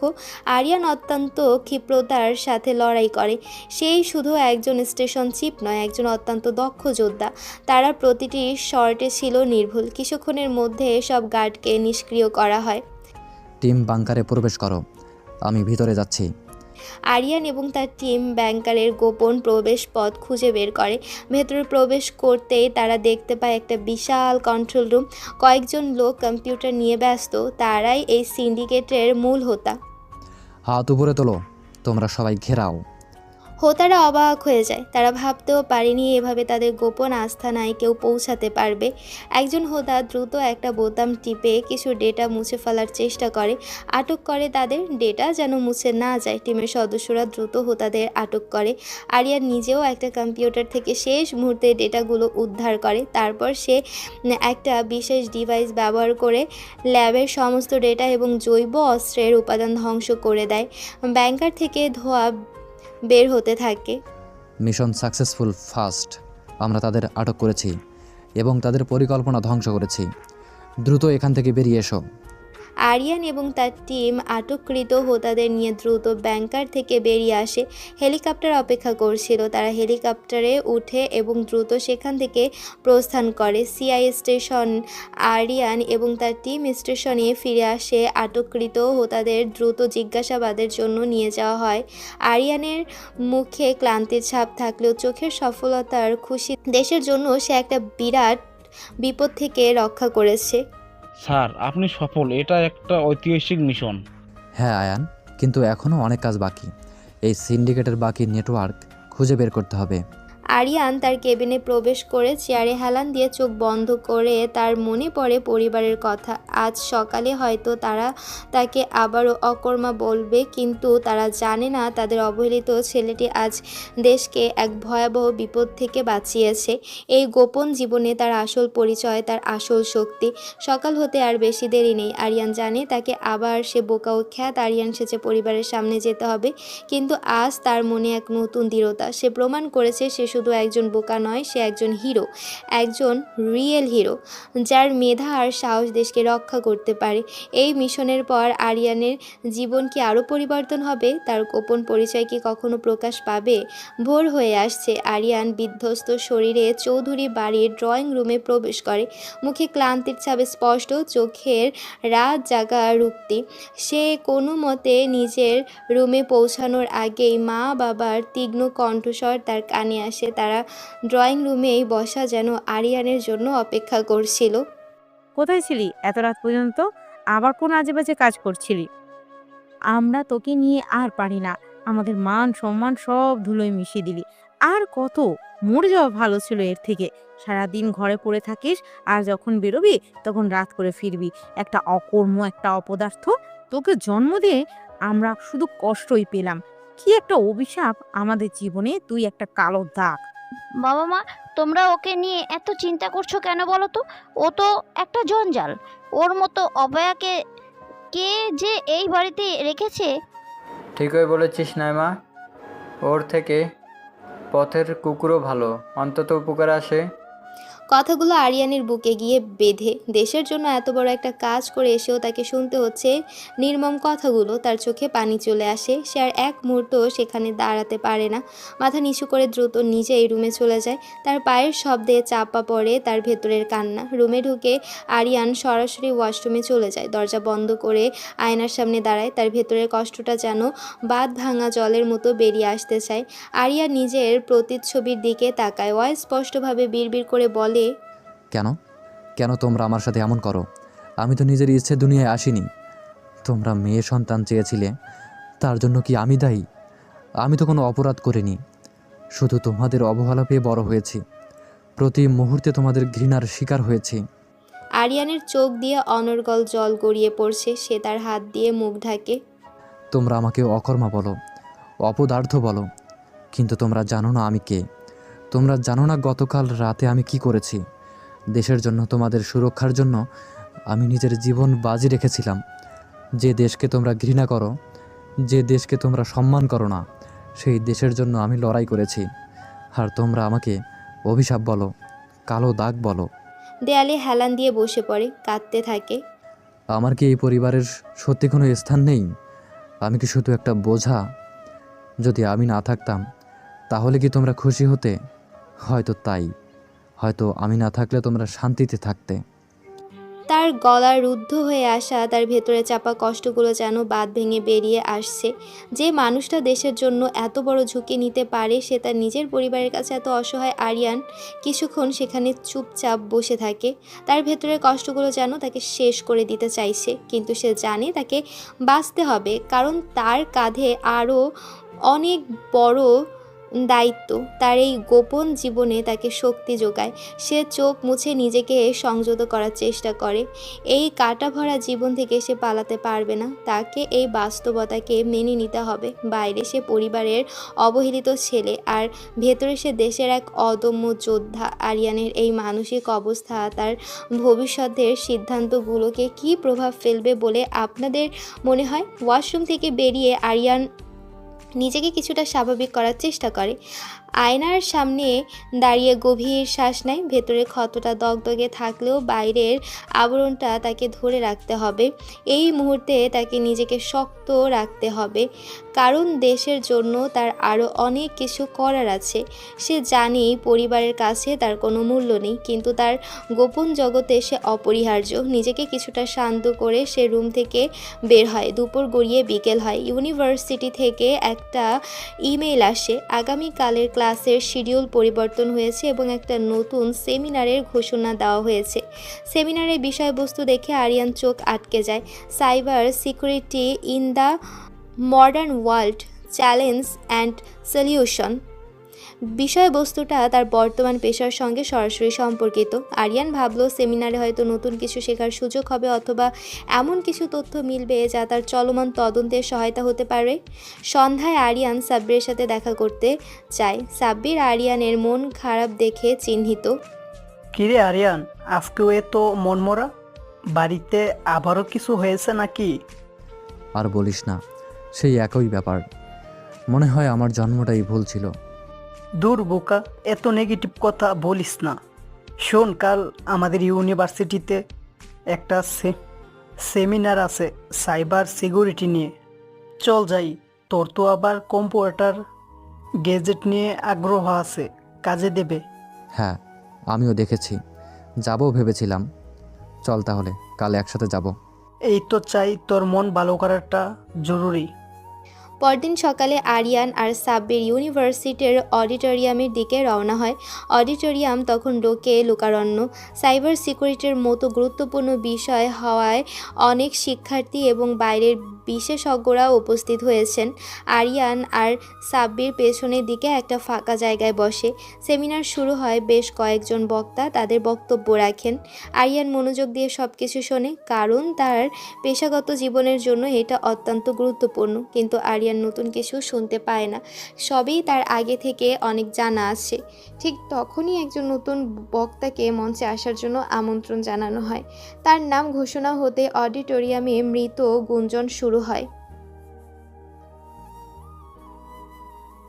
নামটা শুনে আরিয়ান থমকে ওঠে। সাদিয়া রহমান, এই নামটা সে আগেও কোথাও শুনেছে বলে মনে হচ্ছে। মঞ্চে যখন সাদিয়া প্রবেশ করে তখন আরিয়ানের চোখে স্থির হয়ে যায়। তার বয়স খুব বেশি নয়, হয়তো আরিয়ানের চেয়েও 2-1 বছরের বড়। তার পরনে মার্জিত সালোয়ার কামিজ, চোখে একটা তীক্ষ্ণ বুদ্ধির ঝলক। তার ব্যক্তিত্বে এক অদ্ভুত দৃঢ়তা এবং আত্মবিশ্বাস। তার হাঁটার ভঙ্গিমাতেও এক ধরনের দৃঢ়তা স্পষ্ট। আরিয়ান মুগ্ধ হয়ে তাকে দেখতে থাকে। তার মনে হয় এমন বুদ্ধিমতী এবং আত্মবিশ্বাসী নারী সে এর আগে দেখেনি। আগে মঞ্চে সে মাইকের সামনে দাঁড়ায়, তবে তার কণ্ঠস্বর দৃঢ় এবং স্পষ্ট। শুভ সকাল। উপস্থিত সুধীজন, সাইবার নিরাপত্তার এমন একটা বিষয় যা আমাদের দৈনন্দিন জীবনের সাথে ওতপ্রোতভাবে জড়িয়ে আছে। আজকের দিনে যখন প্রতিটি তথ্য ডিজিটাল হচ্ছে, তখন সাইবার হুমকিগুলো আরও প্রকট হচ্ছে। সাদিয়া তার বক্তব্য শুরু করে। সে অত্যন্ত সাবলীলভাবে সাইবার নিরাপত্তার জটিল বিষয়গুলো ব্যাখ্যা করে। তার শব্দ চয়ন, তার উপস্থাপনার ভঙ্গি সব কিছুই যেন আরিয়ানকে আকর্ষণ করে। সে শুধু তার সৌন্দর্যে মুগ্ধ নয়, তার জ্ঞানের গভীরতাও তাকে অবাক করে। সাদিয়া রহমান এই নামটা কেন তার কাছে এত পরিচিত লাগছে তা সে কিছুতেই মনে করতে পারে না। তার মনে এক অদ্ভুত অনুভূতি কাজ করতে থাকে। এই নারী কি তার গোপন জীবনের সাথে কোনোভাবে যুক্ত, নাকি এটা শুধু একটা কাকতালীয় ব্যাপার? সেমিনারের এক পর্যায়ে সাদিয়া একটা নির্দিষ্ট আন্তর্জাতিক সাইবার সিন্ডিকেট নিয়ে আলোচনা শুরু করে, যার জৈব অস্ত্রের মাধ্যমে দেশের অর্থনীতিতে ক্ষতিগ্রস্ত করার চেষ্টা করছে। এই সিন্ডিকেট সম্পর্কে সাদিয়া এতটাই বিস্তারিত তথ্য দেয় যে আরিয়ান বিস্মিত হয়ে যায়। সাদিয়া তাদের কার্যক্রম, তাদের ডেটা ইনস্ক্রিপশনের পদ্ধতি, এমনকি তাদের সম্ভাব্য লক্ষ্যবস্তু নিয়েও কথা বলে। আরিয়ান সাব্বিরের কানে বলে, এই মহিলাই এত কিছু জানলো কি করে? কেন, উনি তো সাইবার এক্সপার্ট, এসব তো ওনার জানারই কথা। কিন্তু আরিয়ান জানিয়ে তথ্যগুলো এত সাধারণ নয়, এগুলো অত্যন্ত সংবেদনশীল এবং গোপনীয়। কিছু সিআইএর মতন সংস্থাগুলোই এই বিস্তারিত তথ্য জানতে পারে। সাদিয়া রহমানের এই জ্ঞান তাকে আরও অবাক করে। তার মনে সন্দেহেও দানা বাঁধতে শুরু করে। এই সাদিয়া রহমান কি শুধু একজন সাধারণ সাইবার বিশেষজ্ঞ, নাকি তারও কোনো গোপন পরিচয় আছে? তাহলে কি সেও আরিয়ানের মতো কোনো গোপন এজেন্সির অংশ? সেমিনার শেষে প্রশ্নোত্তর পর্ব শুরু হয়। অনেক শিক্ষার্থী প্রশ্ন করে। আরিয়ান সুযোগের অপেক্ষায় থাকে। যখন তার পালা আসে সে উঠে দাঁড়ায়। ম্যাডাম, আপনার আলোচনা অসাধারণ ছিল। আমার একটা প্রশ্ন আছে।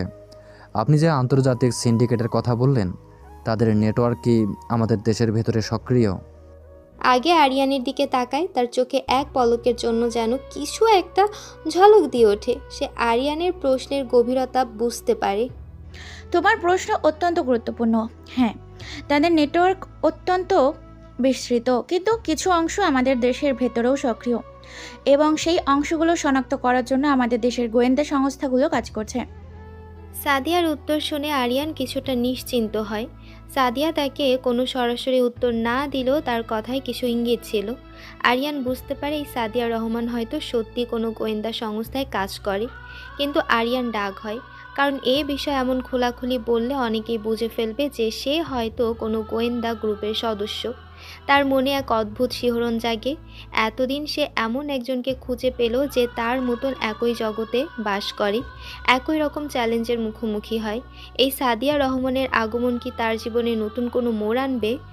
আন্ডারওয়ার্ল্ড থ্রিলারের এই গল্পের নতুন মোড় কি তার ব্যক্তিগত জীবনের অবহেলা আর এই পেশার গভীরতার মধ্যে সেতুবন্ধন তৈরি করবে? সেদিন বিকেলে আরিয়ান বাড়ির ছাদে বসেছিল। পশ্চিম আকাশে সূর্য ঢলে পড়েছে, তার রক্তিমা আভা ছড়িয়ে পড়েছে চারপাশে। আরিয়ানের মনটা কেমন জানি শান্ত, কিন্তু চাপা বিষাদ আচ্ছন্ন। সে নিজের দিকে তাকিয়েছিল। বাড়ির উঠান, বাগান সব কিছু যেন তার কাছে অর্থহীন মনে হচ্ছিল। এমন সময় তার ফোন বেজে ওঠে। স্ক্রিনে ভেসে ওঠা আয়ানের নাম। Hello Ayaan. Sir, good afternoon. একটু জরুরি খবর ছিল। আমাদের সাইবার টিমের হেডকে পরিবর্তন করে নতুন একজনকে নিয়োগ দেওয়া হয়েছে।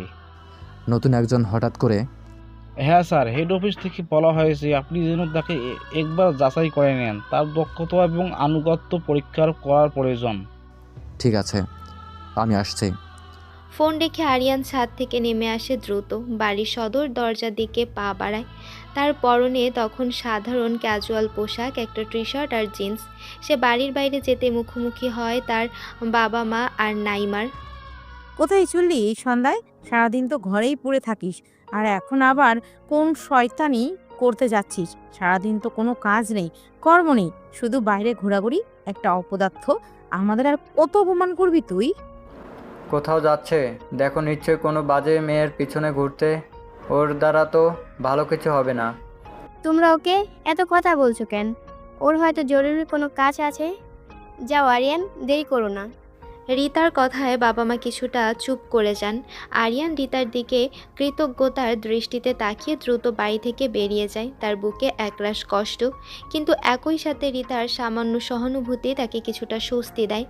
আরিয়ান অফিসের দিকে রওনা হয়, কিন্তু আজ সে সিআইএ স্টেশন চিপের পোশাকে নেই। রাস্তায় একটা ছোট দোকানে তার চোখ আটকে যায়। সে সেখানে গিয়ে একটা কালো মাস্ক কিনে নেয়, তারপর সেটা পরে নেয়। স্টেশনের গেটে পৌঁছাতে 2 গার্ড আরিয়ানকে আটকায়। আমি এখানকার স্টাফ। আরিয়ান তখন তার সিআইডি কার্ডটা বের করে দেখায়। আইডি কার্ড দেখে গার্ডদের চোখ কপালে ওঠে। তারা সঙ্গে সঙ্গে সেলুট দিয়ে মাথা নত করে। ঠিক আছে, গেট খোলো। আরিয়ান ভেতরে প্রবেশ করে। অফিসের ভেতরেও একই অবস্থা। আরিয়ানকে সাধারণ পোশাকে এবং মাস্ক পরা দেখে প্রথমে কেউ চিনতে পারে না, কিন্তু পরক্ষণেই তাদের চোখ আরিয়ানের গলায় ঝোলানো সিআইডি কার্ডের দিকে যায়। আইডি কার্ড দেখে সবাই তড়িঘড়ি করে মাথা নত করে সম্মান জানায়। আরিয়ান কোনো দিকে না তাকিয়ে সোজা তার কেবিনে চলে যায়। কেবিনে ঢুকে এসে চেয়ারে বসে। কিছুক্ষণ পর আয়ান প্রবেশ করে। স্যার স্যার, আপনি আজকে হঠাৎ এই পোশাকে কোনো সমস্যা? তোমার এত কিছু ভেবে লাভ নেই, মূল কথায় আসো। Sorry sir. আচ্ছা, সাইবার টিমের নতুন হেডকে পাঠিয়ে দিব। আগে আমার জন্য একটা কালো চশমার ব্যবস্থা করো, তারপর তাকে আসতে বলো। আয়ান তখন চশমার জন্য চলে যায়। আপনাদের বোঝার সুবিধার জন্য জানিয়ে রাখি, আয়ানের আসল চেহারা আজ পর্যন্ত আয়ান ছাড়া অফিসের আর কেউই দেখেনি। এটা এখানকার নিয়ম। একমাত্র ডেপুটি স্টেশন চিফ ছাড়া অন্য কোনো স্টাফের চিফের চেহারা দেখার অনুমতি নেই। এ কারণে আরিয়ান সবসময় ছদ্মবেশে থাকে, যাতে তার আসল পরিচয় গোপন থাকে। কিছুক্ষণ পর আয়ান একটা কালো চশমা নিয়ে আসে। আরিয়ান চশমাটা পরে নেয়। ঠিক আছে, এবার তাকে আসতে বলো। ঠিক আছে স্যার। আয়ান নতুন সাইবার টিমের প্রধানকে আরিয়ানের কেবিনে আসতে বলে। কিছুক্ষণ পরে দরজায় মৃদু নক হয়। Sir, may I come in? সাদিয়ার কণ্ঠ শুনে আরিয়ান চমকে ওঠে। এ কণ্ঠস্বর তার চেনা লাগছে। কোথায় যেন শুনেছে, তার মনে নেই। সেই সেমিনারের দিনের কথা ভেসে ওঠে। তখনই তার মনে পড়ে যায়, এটা তো সাদিয়া রহমানের কণ্ঠ। তার চোখ বড় বড় হয়ে যায়, কিন্তু চশমার আড়ালে থাকায় সাদিয়া তা দেখতে পায় না।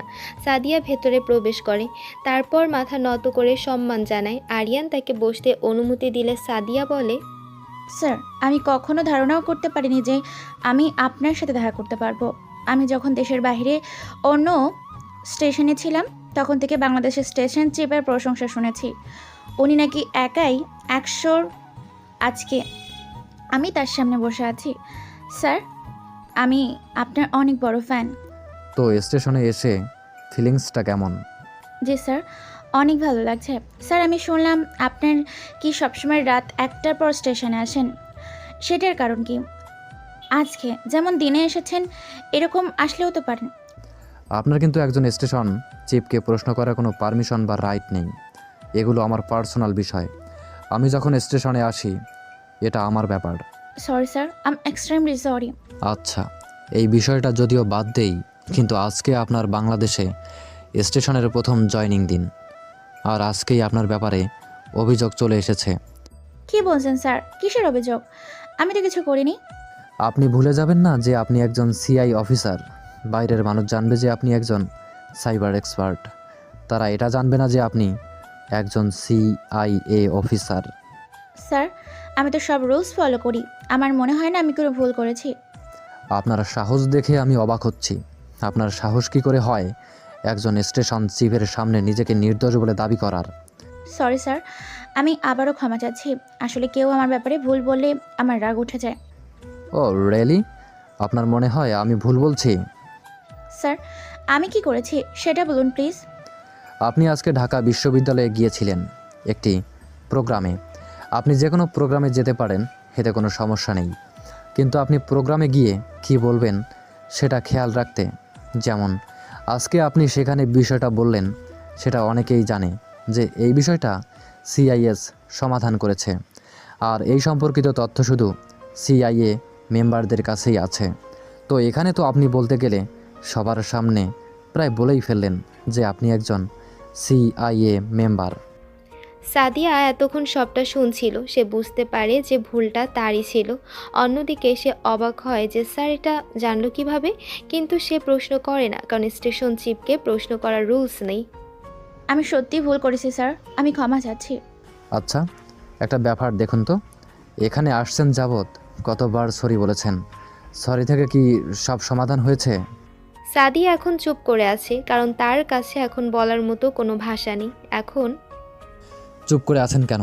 কি শিখেছেন এতদিন ট্রেনিং করে? এত পড়াশোনা করে সামান্য এসব জিনিস কত বড় সমস্যা সৃষ্টি করতে পারে সেটা কি আপনার ধারণা আছে? সাদিয়া এখনও চুপ, তার চোখে প্রায় পানি চলে এসেছে। এর জন্য আপনাকে বড় ধরনের শাস্তি দিতে পারতাম, কিন্তু একটি কারণে মাফ করলাম। আপনি এখন যেতে পারেন, বাট খেয়াল রাখবেন, don't do the same mistake next time. Sadia মাথা নেড়ে দ্রুত কেবিন থেকে বেরিয়ে যায়। সাদিয়া কান্না করছিল। সাদিয়ার চোখে পানি দেখে আরিয়ানের অনেক খারাপ লাগে, কিন্তু একজন স্টেশন চিফ হিসেবে এটা তার দায়িত্ব ছিল। দৃশ্য পরিবর্তন হচ্ছে রাতে সাদিয়ার বাড়িতে। সাদিয়া বিছানায় শুয়ে আজকের ঘটনাটা মনে করছিল, তার চোখ তখনও ভেজা। সাদিয়া নিজে নিজে বলে, আসলে তো আমার ভুলটার জন্য স্যার আমাকে বড় কোনো শাস্তি দিতে পারতো, কিন্তু উনি যে বললেন এটার কারণে আমাকে মাফ করেছেন, সেটার কি কারণ? আর ওনার কণ্ঠটাও কেমন জানি চেনা চেনা লাগছিল। এত কঠোর মানুষ, কিন্তু কণ্ঠটা শুনে কেমন জানি পরিচিত লাগছিল। কেন এমন মনে হলো? সাদিয়া এসব ভাবতে ভাবতে ঘুমিয়ে পড়ে। অন্যদিকে আরিয়ান তার কেবিনে একা বসে আছে। তার মনেও সাদিয়ার কথা ঘুরছে। সে জানে সাদিয়া একজন প্রতিভাবান কর্মকর্তা, কিন্তু তার আবেগ প্রবণতা কিছুটা বেশি। তবে সাদিয়াকে সরাসরি বকা দিতে গিয়ে তার নিজেরও খারাপ লেগেছে। কেন এমন হলো? কেন সে তার সাথে এত কঠোর হলো, যখন সে নিজেও পারিবারিক অবহেলার শিকার? সাদিয়ার চোখে পানি দেখে তার ভেতরটাও কেমন জানি মোচড় দিয়ে উঠেছিল। আরিয়ান আর সাদিয়ার মধ্যে এই প্রথম সাক্ষাৎকারের পর তাদের সম্পর্ক কোন দিকে এগোবে বলে আপনাদের মনে হয়? দিন গড়িয়ে যাচ্ছিল। সাদিয়া তার কাজে মনোযোগী হওয়ার চেষ্টা করে, কিন্তু স্টেশন চিপের কথাগুলো তার কানে বাজতে থাকে। একটা কারণে মাফ করলাম, এ কারণটা কি? আর তার কণ্ঠ কেন এত চেনা লাগছিল? অন্যদিকে আরিয়ানও সাদিয়াকে নিয়ে ভাবে, মেয়েটা প্রতিভাবান, কিন্তু তার আবেগকে নিয়ন্ত্রণ করতে শিখতে হবে। এই দুই গোপন যোদ্ধা তাদের নিজ নিজ কর্মস্থলে ব্যস্ত থাকে, তাদের ব্যক্তিগত জীবনের চাপা কষ্টগুলো একপাশে রেখে। এক দুপুরে চৌধুরী বাড়ির পরিস্থিতি উত্তপ্ত হয়ে ওঠে। আরিয়ানের বাবা আদনান সাহেব তার অফিসের একটা গুরুত্বপূর্ণ আর্থিক লেনদেন নিয়ে খুবই চিহ্নিত ছিলেন। কিছু ভুল তথ্য তাকে বিভ্রান্ত করে। তার মনে হয় কেউ হয়তো তাদের পারিবারিক ব্যবসায় ক্ষতি করার চেষ্টা করছে, আর তার সব সন্দেহ এসে পড়ে আরিয়ানের উপরে। আরিয়ান, এই মুহূর্তে আমাদের সামনে আয়। আরিয়ান তার রুমে ল্যাপটপে অফিসের কিছু কাজ করছিল। বাবার চিৎকারে সে দ্রুত নিচে নামে। ড্রয়িং রুমে বাবা, মা, রাফি, নাইমা সবাই জড়ো হয়েছে। সবার চোখে রাগ আর অবিশ্বাস। বাবা, কি বলছেন এসব? আমি এমন কোনো কিছু করিনি। আমি কেন করব? আর অভিনয় করিস না, তুই তো আমাদের জন্ম থেকেই অভিশাপ। আমরা জানতাম তুই আমাদের সর্বনাশ করবি, তুই আমাদের সব স্বপ্ন শেষ করে দিয়েছিস। ও তো এমনই একটা লোভী, একটা অপদার্থ। ওর দ্বারা ভালো কিছু আশা করাই যায় না। বাবার ব্যবসার ক্ষতি করার জন্য ওর চেয়ে বড় শত্রু আর কে হতে পারে? বিশ্বাস করুন বাবা, আমি নির্দোষ। আমি এমন কোনো কাজ করিনি। কে আপনাকে এসব বলেছে আমি জানি না কি হয়েছে, কিন্তু আমি এর সাথে জড়িত নই। আরিয়ানের বাবা কোনো কথা শুনতে রাজি নন। তার চোখ রাগে লাল হয়ে গেছে। আর কোনো কথা নয়, তুই আমাদের সর্বনাশ করেছিস। আরিয়ানের বাবা আরিয়ানের দিকে তেড়ে আসে। হঠাৎ রিতা সামনে এসে দাঁড়ায়। বাবা থামুন, আরিয়ান এমন কাজ করতে পারে না। আপনারা ওকে কেন বিশ্বাস করছেন না? ও তো নির্দোষ বলছে। তুমি চুপ করো রিতা, তুমি সব সময় ওর পক্ষ নাও। তুমি জানো না ও কতটা খারাপ। ওকে বিশ্বাস করা মানে আমাদের নিজের পায়ে কুড়াল মারা। এই মুহূর্তে বাড়ি থেকে বেরিয়ে যা। তুই আমাদের ছেলে না। তোর মতো অপদার্থকে আমি আমার বাড়িতে এক মুহূর্তও দেখতে চাই না। আরিয়ানের বাবার চোখে মুখে ক্রোধের আগুন জ্বলছে। তিনি আরিয়ানের হাত ধরে টানতে টানতে সদর দরজার দিকে নিয়ে যান। আরিয়ান প্রতিরোধের কোনো শক্তি পায় না, তার চোখে পানি চলে আসে। বাবা, বিশ্বাস করুন, আমি নির্দোষ। আমাকে ভুল বুঝবেন না। আরিয়ানের বাবা তার কোনো কথা না শুনে দরজা খুলে তাকে ধাক্কা দিয়ে বাইরে বের করে দেন। যাও, বেরিয়ে যাও আমার বাড়ি থেকে। আজ থেকে তোর সাথে আমার কোনো সম্পর্ক নেই। দরজা সশব্দে বন্ধ হয়ে যায়। আরিয়ান দরজার বাইরে দাঁড়িয়ে থাকে। তার চোখ দিয়ে অনর্গল জল গড়িয়ে পড়ছে। সে বিশ্বাস করতে পারছিল না যে পরিবারের জন্য সে এত কিছু করেছে, সেই পরিবারই তাকে আজ রাস্তায় বের করে দিল। সন্ধ্যা নেমে এসেছে, চারদিক অন্ধকার। আরিয়ানের মনে হয় তার জীবনের সব আলো নিভে গেছে। এই মুহূর্তে তার যাওয়ার কোনো জায়গা নেই। দেশের জন্য একজন হিরো, কিন্তু নিজের পরিবারের কাছে সে একজন বহিষ্কৃত, একজন অবাঞ্ছিত। আরিয়ান এখন কি করবে? সে কোথায় যাবে? দর্শক মনোযোগ দিয়ে গল্প শুনতে থাকুন। সামনে আপনাদের জন্য আগুন কিছু অপেক্ষা করছে। আরিয়ান তখন রাস্তার পাশে বসে কাঁদছিল। তার কাঁধে দুটো নিচু হয়ে গেছে, যেন পৃথিবীর সমস্ত ভার তার উপর এসে পড়েছে। চোখের জল বাদ মানছে না। সন্ধ্যা ঘনিয়ে গভীর রাত। শহরের নিয়ন আলোতেও তার ভেতরের অন্ধকার ঢাকা পড়ছে না। তখন একটা কালো গাড়ি তার পাশ দিয়ে যাচ্ছিল। গাড়ির ভেতরে বসা ছিল সাদিয়া। সে হঠাৎ রাস্তার পাশে একজন যুবককে বসে কাঁদতে দেখে। প্রথম দেখাতেই তার মনে হয় মুখটা চেনা চেনা। গাড়িটা কিছু দূর এগিয়ে যায়, কিন্তু সাদিয়ার মনে খচখচ করতে থাকে। সে ড্রাইভারকে গাড়ি থামাতে বলে। এই যে ড্রাইভার, গাড়ি থামান তো। আমার মনে হচ্ছে ওই লোকটাকে আমি চিনি। সাদিয়া দ্রুত গাড়ি থেকে নামে। রাত প্রায় একটা নির্জন রাস্তা। সে আরিয়ানের দিকে এগিয়ে যায়। এই যে তুমি, ওই দিন ভার্সিটির সেই ছেলেটা না, যে আমাকে প্রশ্ন করেছিলে? আরিয়ান মুখ তুলে তাকায়। সাদিয়াকে সামনে রেখে সে চমকে যায়। তার চোখে তখনও জলে ভেজা, অশ্রুধারা গাল বেয়ে নামছে। দিনের বেলায় সে যে CIA স্টেশন চিফ, রাতের আধারে সেই পরিচয়ে সম্পূর্ণ ঢাকা পড়ে গেছে। জি আমি। তুমি কাঁদছো কেন? না আপু, তেমন কিচ্ছু না। মিথ্যে বলো না, বলো আমাকে কেন কাঁদছিলে? সরি আপু, সব কিছু সবাইকে বলা যায় না। আচ্ছা, সেটা না হয় বলো না, এটা বলো, এত রাতে বাইরে বসে আছো কেন? আপু, আমি তো বললাম সব কিছু সবাইকে বলা যায় না। থাক, তোমার আর কিছু বলা লাগবে না। তুমি তোমার বাবা মায়ের নাম্বার দাও, আমি যোগাযোগ করব। আমার বাবা মা বলতে কেউ নেই। আমি এভাবেই ঘুরে ঘুরে নিজের দিন কাটিয়ে দেই। এবার তো আপনি যান প্লিজ। আরিয়ানের কথা শুনে সাদিয়া কিছুটা থমকে যায়। তার খুব খারাপ লাগে। তার মনে পড়ে তার নিজের শৈশবের কথা, যখন সেও একাকিত্ব অনুভব করত। সে তখন আরিয়ানের দিকে তাকিয়ে কোমল কণ্ঠে বলে, আচ্ছা, তুমি এখন এসো আমার সাথে। কিন্তু কোথায়? আমার বাড়িতে। না আপু, আমি কোথাও যেতে পারবো না। এত কথা বলো না, চলো। আপু, আপনাকে আমি চিনি না, তাহলে কিভাবে আপনার সাথে যাই বলুন? এই যে তুমি আমাকে আপু বলে, এইভাবেই যাবে, চলো। কিন্তু আপু, আপনার বাবা মা কি বলবে? তোমাকে এত কিছু ভাবতে হবে না, চলো তো। আরিয়ান কিছুক্ষণ ইতস্ত করে। সে কোনো মতে রাজি হতে চায় না, কারণ তার গোপন জীবনের কারণে সে কাউকে বিশ্বাস করতে পারে না। কিন্তু সাদিয়ার জোরাজুরি আর তার অসহায় অবস্থা তাকে শেষ পর্যন্ত রাজি হতে বাধ্য করে। সাদিয়া তখন আরিয়ানের হাত ধরে আলতো করে টেনে তাকে গাড়িতে বসায়। গাড়ি চলতে শুরু করে। আরিয়ান জানে না সে কোথায় যাচ্ছে, কিন্তু তার মনে এক অদ্ভুত প্রশান্তি আসে। অন্তত এই মুহূর্তে সে একা নয়। অচেনা নারীর আশ্রয় কি তার জীবনে এক নতুন দিগন্ত উন্মোচন করবে, নাকি এই নতুন সম্পর্ক তার গোপন জীবনের মতোই জটিলতায় পূর্ণ হবে? আরও যা যা প্রশ্ন আছে সবগুলোর উত্তর সামনে অপেক্ষা করছে। চলুন এগিয়ে যাই। গাড়ি এসে একটা বহুদল বিল্ডিংয়ের সামনে থামে। সাদিয়া গাড়ি থেকে নামে আর আরিয়ান চুপচাপ তাকে অনুসরণ করে। বিল্ডিংয়ের গেট দিয়ে প্রবেশ করে তারা লিফটের দিকে যায়। লিফট 7 তলায় এসে থামে। আগে লিফট থেকে নেমে একটা নির্দিষ্ট দরজার সামনে এসে চাবি দিয়ে রুম আনলক করে ভেতরে ঢোকে আরিয়ান। বাইরে দাঁড়িয়ে থাকে দ্বিধাগ্রস্ত। কি হলো, বাইরে দাঁড়িয়ে আছো কেন? ভেতরে এসো। আরিয়ান ভেতরে প্রবেশ করে। ফ্ল্যাটটা অনেক বড়, বেশ পরিপাটি এবং আধুনিক। আপনি কি এখানে একাই থাকেন? হ্যাঁ, আমি একাই থাকি। আপনার বাবা মা কোথায়? সাদিয়ার কথা শুনে আরিয়ান কিছুক্ষণের জন্য থমকে যায়। সরি আপু, আমি আসলে বুঝতে পারিনি। আরে চুপ করো তো, এখন বলো কি খাবে, আমি তোমার জন্য রান্না করব। আপনি যা রান্না করবেন তাই খাবো। আচ্ছা ঠিক আছে, কিন্তু 1 মিনিট, এখনো তোমার নামটাই জানা হলো না। তোমার নাম কি? আরিয়ান সামান্য থমকে যায়। এখন সে আরিয়ান বললে যদি সে চিনে ফেলে, কারণ সবাই তার নাম জানলেও আজ পর্যন্ত কেউ তাকে দেখেনি। আরিয়ান তখন তার গোপন পরিচয় গোপন রাখার জন্য বলে, হ্যাঁ আপু, আমার নাম অনিক।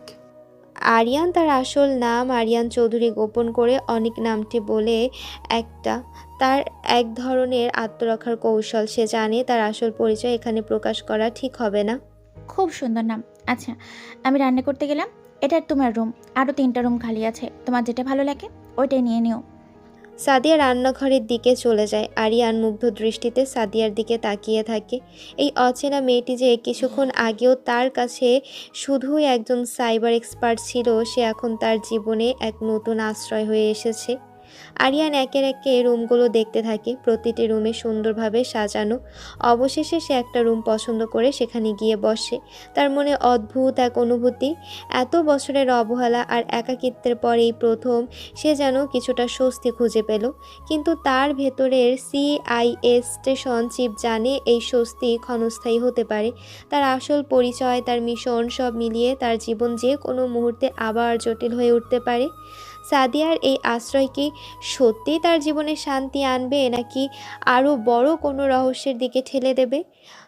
আরিয়ান কি সাদিয়ার কাছে তার আসল পরিচয় প্রকাশ করবে, নাকি অনেক নামে তার জীবন চলবে? সাদিয়া কি আরিয়ানের আসল পরিচয় জানতে পারবে? সাদিয়ার বাড়িতে অনেক নামে আরিয়ানের দিনগুলো কাটতে থাকে। সাদিয়া সারাদিন অফিসে থাকতো আর সন্ধ্যা নামতে ফিরে আসতো বাড়ির নিরে।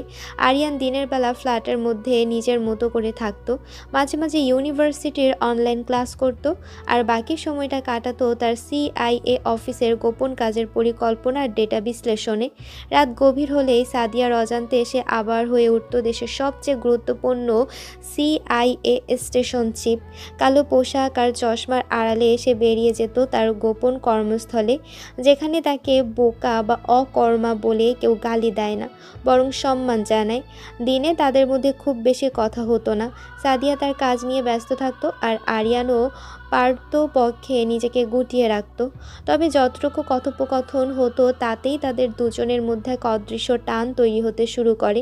ছোট ছোট কথা, টুকটাক হাসি ঠাট্টা আর একে অপরের প্রতি যত্নশীল মনোভাব, এসবেই তাদের মধ্যে গভীর বোঝাপড়া তৈরি করেছিল। তাদের অজান্তেই তারা দুজনেই দুজনের প্রতি এক ধরনের দুর্বলতা অনুভব করতে শুরু করে, কিন্তু কেউই তা প্রকাশ করতো না। এক অব্যক্ত ভালো লাগা তাদের ঘিরে ধরেছিল। সাদিয়া প্রায় আরিয়ানের জন্য পছন্দের খাবার রান্না করত, আর আরিয়ান সুযোগ পেলেই সাদিয়ার ছোটোখাটো কাজে সাহায্য করত।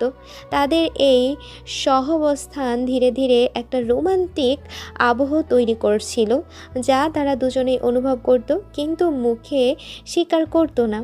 একদিন সন্ধ্যাবেলা আকাশ ভেঙে তুমুল বৃষ্টি নেমেছে, বিদ্যুৎ চমকাচ্ছে আর মেঘের গর্জন শোনা যাচ্ছে।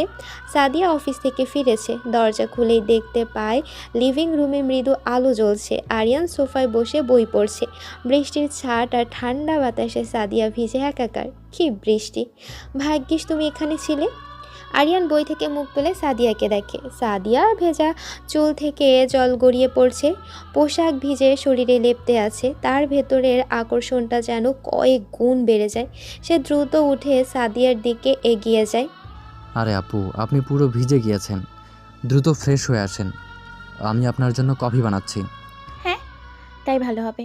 সাদিয়া নিজেই রুমে চলে যায় ফ্রেশ হতে। আরিয়ান রান্নাঘরে গিয়ে গরম কফি বানায়। কিছুক্ষণ পর সাদিয়া ফ্রেশ হয়ে আসে, তারপর একটা আরামদায়ক রাতের পোশাক, চুলগুলো ভেজা।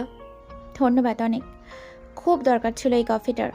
সাদিয়া কফির মগ হাতে আরিয়ানের পাশে সোফায় বসে। বাইরে তখনও বৃষ্টি আর বজ্রপাত হচ্ছে। হঠাৎ বিদ্যুৎ চলে যায়, পুরো ফ্ল্যাট অন্ধকারে ডুবে যায়। সাদিয়া ভয়ে সামান্য কেঁপে ওঠে। এই বুঝে গেল বিদ্যুৎ। নিলয় দ্রুত তার ফোনের ফ্ল্যাশ লাইট অন করে। ফ্ল্যাশের আবছা আলোয় সাদিয়ার ভেজা চুল আর ভীত মুখটা সুস্পষ্ট দেখতে পায়। আরিয়ান সাদিয়ার দিকে তাকায়, তাদের চোখাচোখি হয়। এই প্রথম তারা একে অপরের এত কাছাকাছি এসেছে। সাদিয়ার নিঃশ্বাস আরিয়ানের কানে বাজছে, তাদের স্পন্দন দ্রুত হতে থাকে। অনেক, আমার কেমন জানি ভয় লাগছে। সাদিয়ার ভয়ে আরিয়ান আর নিজেকে ধরে রাখতে পারে না। সে আলতো করে সাদিয়ার হাত ধরে। সাদিয়া থমকে ওঠে, কিন্তু হাত সরিয়ে নেয় না। আরিয়ান বুঝতে পারে সাদিয়াও তার স্পর্শে বাধা দিচ্ছে না। এই মুহূর্তে তাদের মাঝের অব্যক্ত অনুভূতিগুলো যেন ভাষা খুঁজে পাচ্ছে। আরিয়ানের হাত সাদিয়ার হাতের উপরে আরও আলতো করে চেপে বসে। তাদের দুজনের নিঃশ্বাস উষ্ণ হয়ে ওঠে। ফ্ল্যাশের আবছা আলোয় তাদের চোখ একে অপরের গভীরতা মাপতে থাকে। এ প্রথম তারা একে অপরের কাছে এতটা উন্মুক্ত। তাদের অকথিত ভালোবাসা যেন এই মুহূর্তে এক নতুন মোড় নিচ্ছে। ঠিক তখনই হঠাৎ করে বিদ্যুৎ চলে আসে। ফ্ল্যাটের প্রতিটি কোণা আলো ঝলমলে হয়ে ওঠে। আরিয়ান আর সাদিয়া দ্রুত হাত সরিয়ে ফেলে, যেন তারা কোনো নিষিদ্ধ কাজ করছিল। দুজনের মুখে এক ধরনের অস্বস্তি আর অপ্রস্তুত ভাব। তাদের চোখ একে অপরের দিকে তাকিয়ে থাকলেও মুখে কোনো কথা নেই। এই রোমান্টিক পরিস্থিতিটা আকর্ষণীয় আলোর ঝলকানিতে ভেঙে যায়, কিন্তু তাদের হৃদয়ে যে নতুন অনুভূতির বীজ বুনে গেছে তা কি আর মুছে ফেলা যাবে? মুখ ভেঙচির মতো বিরক্তি প্রকাশ করে। থ্রু কি একটা রোমান্টিক পরিস্থিতি ছিল? এই কারেন্টটা যে কেন এলো? এমনিতেই সারাদিন থাকে গরম, তখন বললেও আসে না, আর এখন না আসার প্রয়োজন ছিল, কিন্তু শালা চলে আসলো। আল্লাহ, এই কারেন্টের বিচার করো, সে আমাদের সবার সব অনুপ্রেরণা নষ্ট করে দিয়েছে।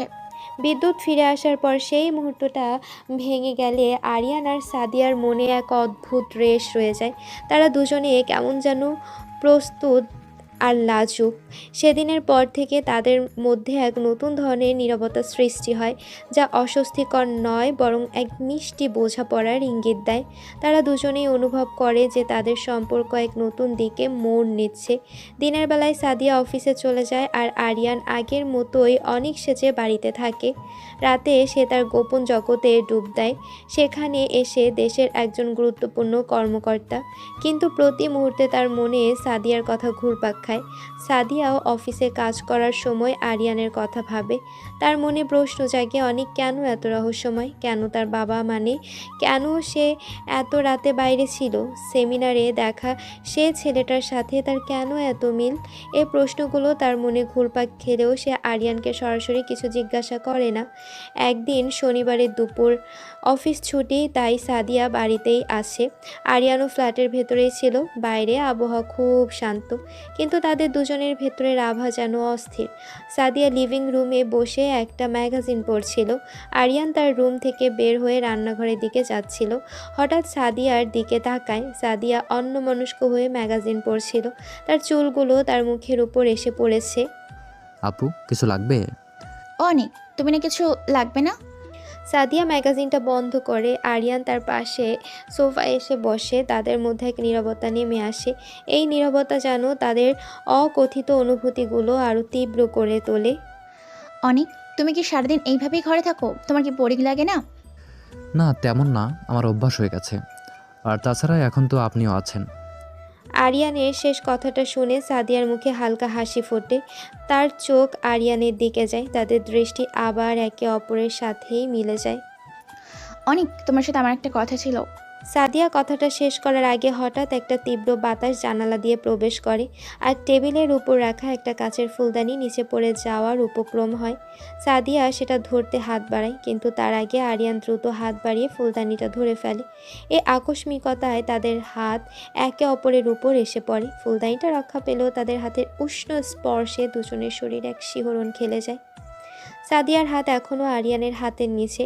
তাদের চোখে একে অপরের দিকে স্থির। সাদিয়ার শ্বাস প্রশ্বাস দ্রুত হতে শুরু করে। আরিয়ানের স্পন্দন যেন তার বুকের পাঁজর ভেঙে বেরিয়ে আসতে চাইছে। তাদের এত কাছাকাছি আসা যেন এক অনিবার্য আকর্ষণ। সাদিয়ার ঠোঁট সামান্য কেঁপে ওঠে, যেন সে কিছু বলতে চাইছে। আরিয়ান তার চোখের গভীরে তাকায়, যেখানে অজানা এক আবেদন খেলা করছে। এই মুহূর্তটা যেন স্থির হয়ে গেছে। বাইরের সব কোলাহল যেন থেমে গেছে। শুধুমাত্র তাদের দুজনের নীরব অনুভূতিগুলোই সব কথা বলছে। ঠিক তখনই সাদিয়ার ফোনের অ্যালার্ম বেজে ওঠে, যা তাকে একটা জরুরি কলের কথা মনে করিয়ে দেয়। অ্যালার্মের শব্দে তারা দুজনেই চমকে ওঠে। তাদের রোমান্টিক পরিস্থিতিটা ভেঙে যায়। সাদিয়া দ্রুত তার হাত সরিয়ে নেয়, আর আরিয়ানও কিছুটা অপ্রস্তুত হয়ে বসে পড়ে। তারা দুজনেই আবার চোখ নামিয়ে নেয়, মুখে সেই চেনা অস্বস্তি আর লাজুকতা। কিন্তু এই স্পর্শ, এই নীরবতা, এই মুহূর্তটা তাদের মনে এক গভীর ছাপ ফেলে যায়, যা তারা চাইলেও হয়তো ভুলতে পারবে না। তাদের অকথিত ভালোবাসার গল্প যেন নতুন করে শুরু হলো। এ ঘটনার পর সাদিয়া কি আরিয়ানকে নিয়ে কোনো গোপন তদন্ত শুরু করবে, নাকি তাদের সম্পর্ক আরও গভীর হবে? কত আশা করেছিলাম তাদের মধ্যে কোনো রিলেশন হওয়ার আগেই হয়তো তাদের মধ্যে সেটা হয়ে হয়ে যাবে, কিন্তু আর হলো কোথায়? সাদিয়ার বাড়িতে আরিয়ান আর সাদিয়ার দিনগুলো কেমন এক অদ্ভুত ভালোবাসার আবহে কাটছিল। তার একে অপরের প্রতি এক অজানা টানে বাধা পড়ছিল, যদিও কেউ তা মুখে প্রকাশ করছিল না। অন্যদিকে চৌধুরী পরিবারের ড্রয়িং রুমে সেদিন সন্ধ্যা নেমেছিল অন্য এক আবহনীয়। সবাই গল্পগুজব করছিল, হাসি ঠাট্টা চলছিল, কিন্তু আরিয়ানের কথা কারো মনেই ছিল না, একমাত্র রীতা ছাড়া। সে চুপচাপ সবার আড্ডা দেখছিল আর তার মনে কেবল আরিয়ানের কথাই ঘুরছিল। ঠিক তখনই আদনান সাহেবের ফোন বেজে ওঠে। স্ক্রিনে ম্যানেজার নামটা দেখে তিনি বিরক্ত হয়ে ফোন ধরেন। ওপাশ থেকে ম্যানেজারের কথাগুলো শুনে আদনান সাহেব যেন আকাশ থেকে পড়েন। ম্যানেজারের কথা শেষ হতে আদনান সাহেব থমকে দাঁড়িয়ে যান, তার মুখ ফ্যাকাশে হয়ে যায়। বাড়ির সবাই অবাক হয়ে তার দিকে তাকিয়ে থাকেন। বাবা কি হয়েছে? তুমি এমন থমকে গেলে কেন? আদনান চৌধুরী কাঁপতে কাঁপতে সব কিছু খুলে বলেন। তার কথা শেষ হতেই আরিয়ানের মা কান্নায় ভেঙে পড়েন। ও আল্লাহ, আমি কি করলাম? আমার ছেলেটা নির্দোষ ছিল। আমি ওকে ভুল বুঝেছি, ওকে বাড়ি থেকে বের করে দিয়েছি। মা শান্ত হও, ওটা তো আমরা জানতাম না। যদিও নাইমার কণ্ঠে এক ধরনের অনুশোচনা ছিল, সেটা ছিল নিজের ভুলের জন্য নয়, বরং পরিস্থিতি সামলানোর জন্য। আদনান সাহেব তখনও থমকে আছে, যেন তার মাথার উপর আকাশ ভেঙে পড়েছে। রীতা তখন চুপচাপ সব কিছু শুনছিল। এবার সে আর নিজেকে সামলাতে পারে না, তার চোখে আগুন ঝরে। আপনারা এখন কাঁদছেন কেন? যখন আরিয়ানকে মারছিলেন, যখন তাকে অভিশাপ অকম্য অপদার্থ বলে গালি দিচ্ছিলেন, তখন আপনাদের এই কান্না কোথায় ছিল? আপনারা তো ওকে তিল তিল করে শেষ করে দিচ্ছিলেন। যখন ও কাকুতি মিনতি করে বলছিল আমি নির্দোষ, তখন কেন শুনেননি ওর কথা? কেন বিশ্বাস করেননি ওকে?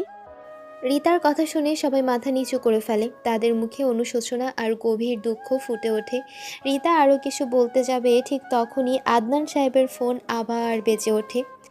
কে ফোন দিয়েছে? স্পিকারে দাও। আদনান সাহেব ফোন ধরে স্পিকারে দেন। ওপাশ থেকে প্রিন্সিপালের কণ্ঠ শোনা যায়। হ্যালো আদনান সাহেব, ভালো আছেন? জি স্যার, ভালো আছি। আপনি কেমন আছেন? আমি ভালো আছি। আপনাকে একটি গুড নিউজ দেওয়ার জন্য কল দিয়েছি। আপনার এক সন্তান তো আমার ভার্সিটি থেকেই পড়ে গিয়েছে, আরেকজন ফাইনাল ইয়ারে পড়েছে, কিন্তু কেউ এত ভালো কিছু করতে পারেনি। আপনার ছোট ছেলে আরিয়ান এবার পুরো ভার্সিটির মধ্যে টপ করেছে।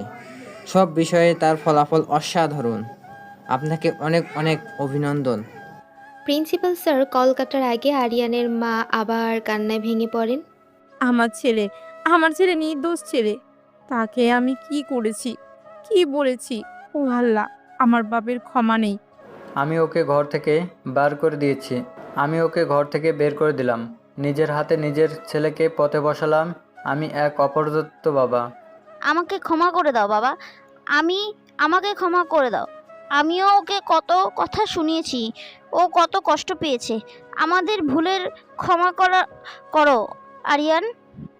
আমি ওকে এত বিদ্রূপ করেছি, ও যে এত মেধাবী তা আমরা বুঝতেই পারিনি। আমার বাপে প্রায়শ্চিত্ত নেই। প্রিন্সিপাল স্যার কল কেটে দেন। আদনান সাহেব তখনও থমকে আছে। হঠাৎ তিনি মাথায় হাত দিয়ে সোফায় বসে পড়েন। তার মুখ দিয়ে কোনো কথা বের হয় না। রাফি তার বাবাকে সান্ত্বনা দেয়, নাইমা আরিয়ানের মাকে সান্ত্বনা দেয়। আপনারা হয়তো জানেনও না, আপনারা ওকে বাড়ি থেকে বের করে দেওয়ার পর ও কোথায় গিয়েছে? আপনারা তো কখনো ওর পড়াশোনার খরচ পর্যন্ত দিননি।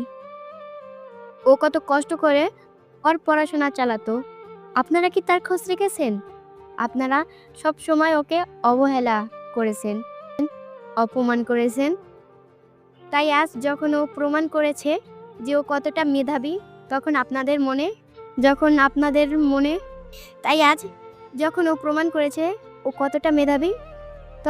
মনে অনুশোচনা জাগছে। ওর এই সফলতার পিছনে আপনাদের কোনো হাত নেই।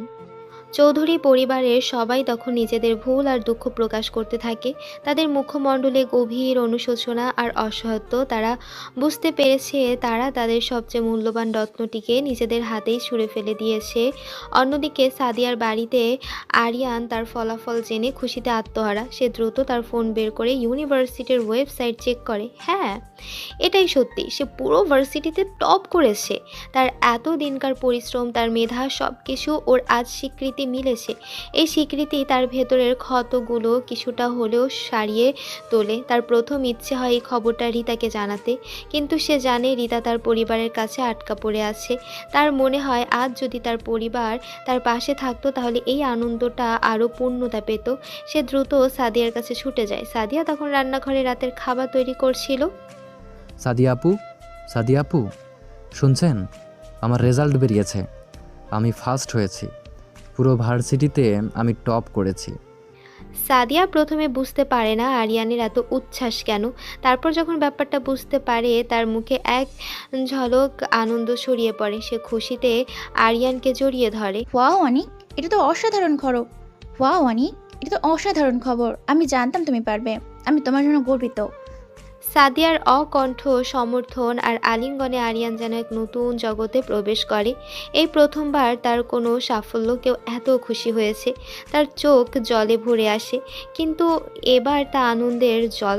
তার মনে হয় এই মুহূর্তে সাদিয়া তার একমাত্র পরিবার। সাদিয়ার এই প্রতিক্রিয়া আরিয়ানের সব দুঃখ, সব অভিমান যেন ভুলিয়ে দেয়। এই মুহূর্তে তাদের অকথিত ভালোবাসা যেন আরও গভীর হয়ে ওঠে। আরিয়ান বুঝতে পারে হয়তো জীবনের কিছু হারানোর বিনিময়ে সে এমন কিছু পেয়েছে যা তার কাছে আরও বেশি মূল্যবান। সাদিয়ার বাড়িতে আরিয়ান আর সাদিয়ার দিনগুলো কেমন এক অদ্ভুত ভালোবাসার আবহে কাটছিল। আরিয়ান ভার্সিটিতে টপ করার খবরে সাদিয়ার অকণ্ঠ আনন্দ আর তাকে জড়িয়ে ধরা আরিয়ানের মনে এক নতুন আশার আলো জ্বলেছিল। সে বুঝতে পারছিল তার অবহেলিত জীবনে সাদিয়া একমাত্র মানুষ যে তাকে মন থেকে ভালোবাসে।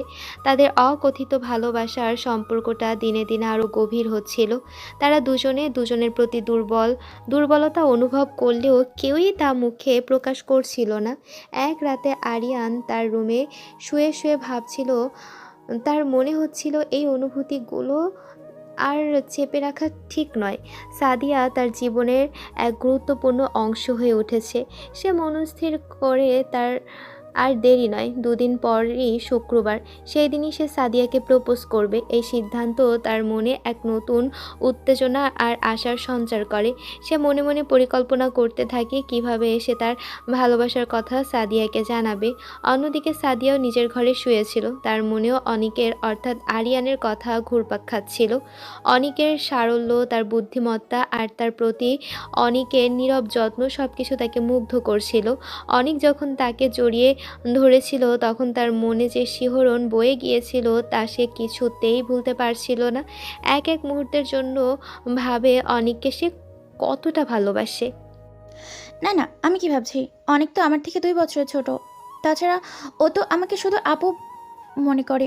হয়তো আমার প্রতি ওর কোনো রোমান্টিক অনুভূতি রাখে না। আমি হয়তো বেশি ভাবছি।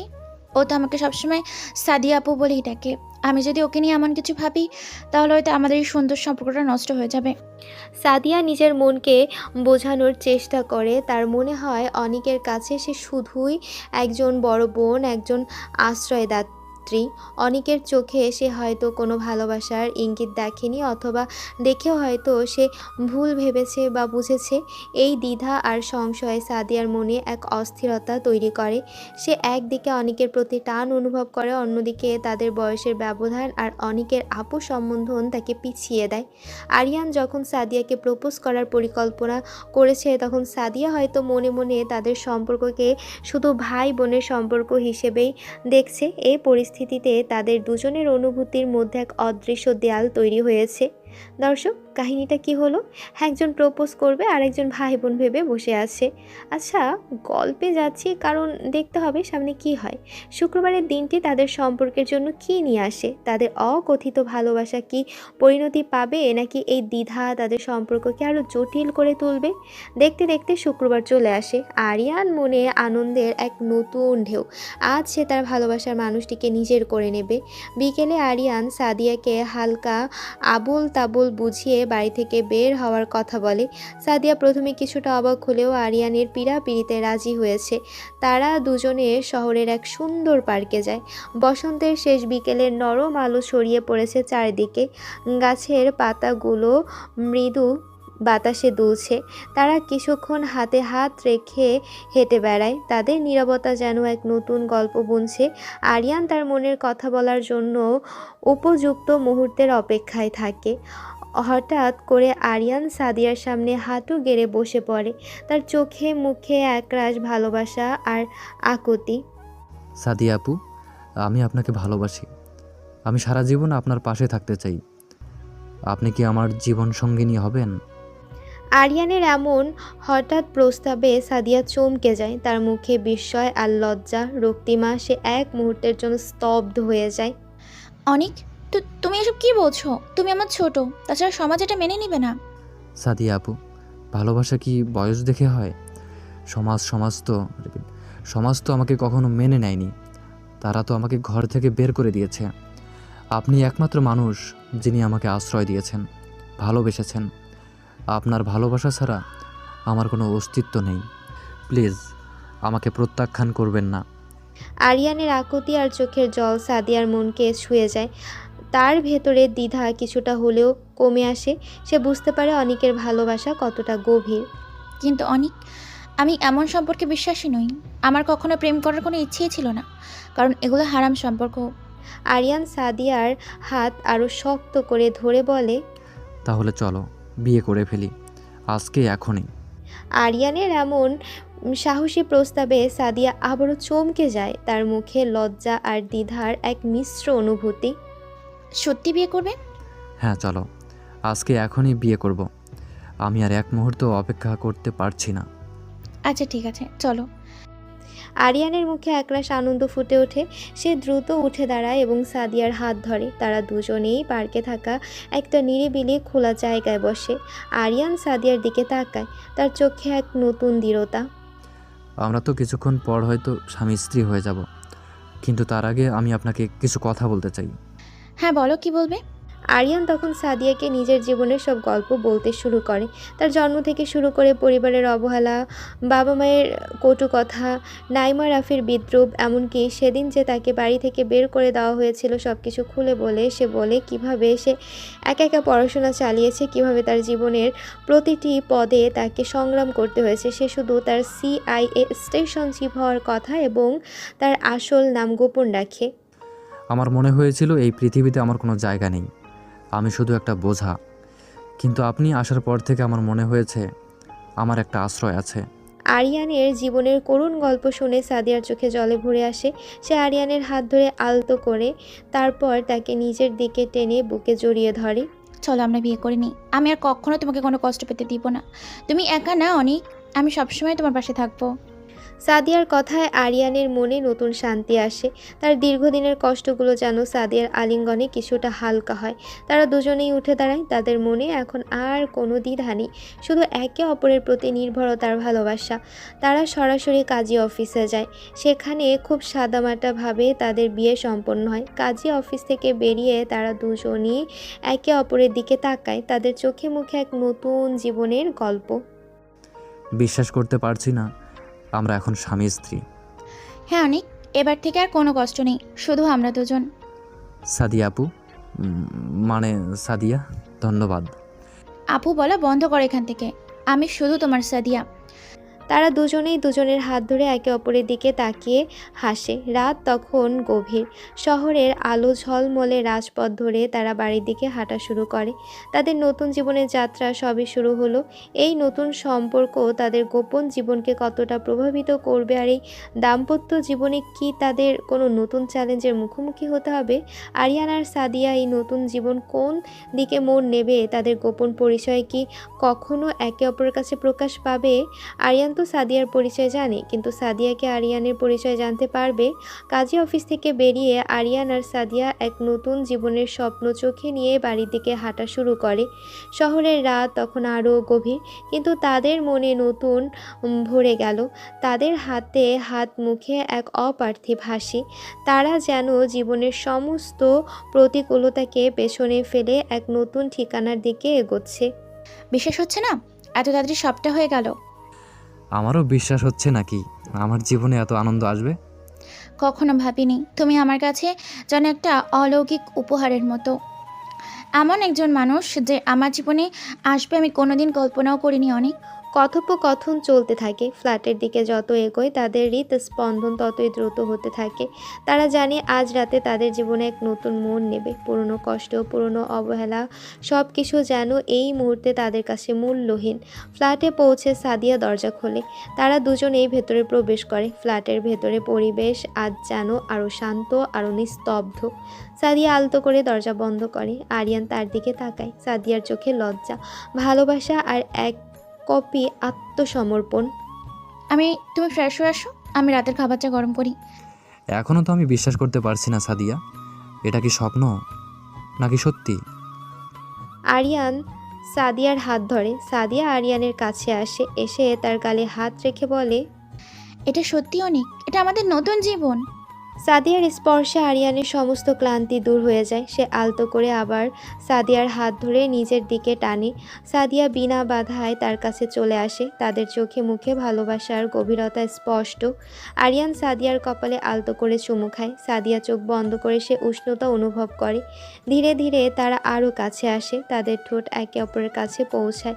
এটা ছিল এক কড়া রোমাঞ্চের সূচনা। তাদের প্রতিটি স্পর্শ, প্রতিটি নিঃশ্বাস যেন ভালোবাসার নতুন ভাষা তৈরি করছিল। দিনের আলোতে তাদের লুকোনো অনুভূতিগুলো রাতের নিস্তব্ধতায় যেন ডানা মেলেছে। তারা একে অপরের বাহুডোরে হারিয়ে যায়, যেখানে নেই কোনো কষ্ট, নেই কোনো অবহেলা, শুধু আছে অসীম ভালোবাসার বিশ্বাস। এই মুহূর্তে তারা ভুলে যায় তাদের বাইরের জগতের জটিলতা, তাদের গোপন পরিচয়, তাদের কাঁধের সমস্ত দায়িত্ব।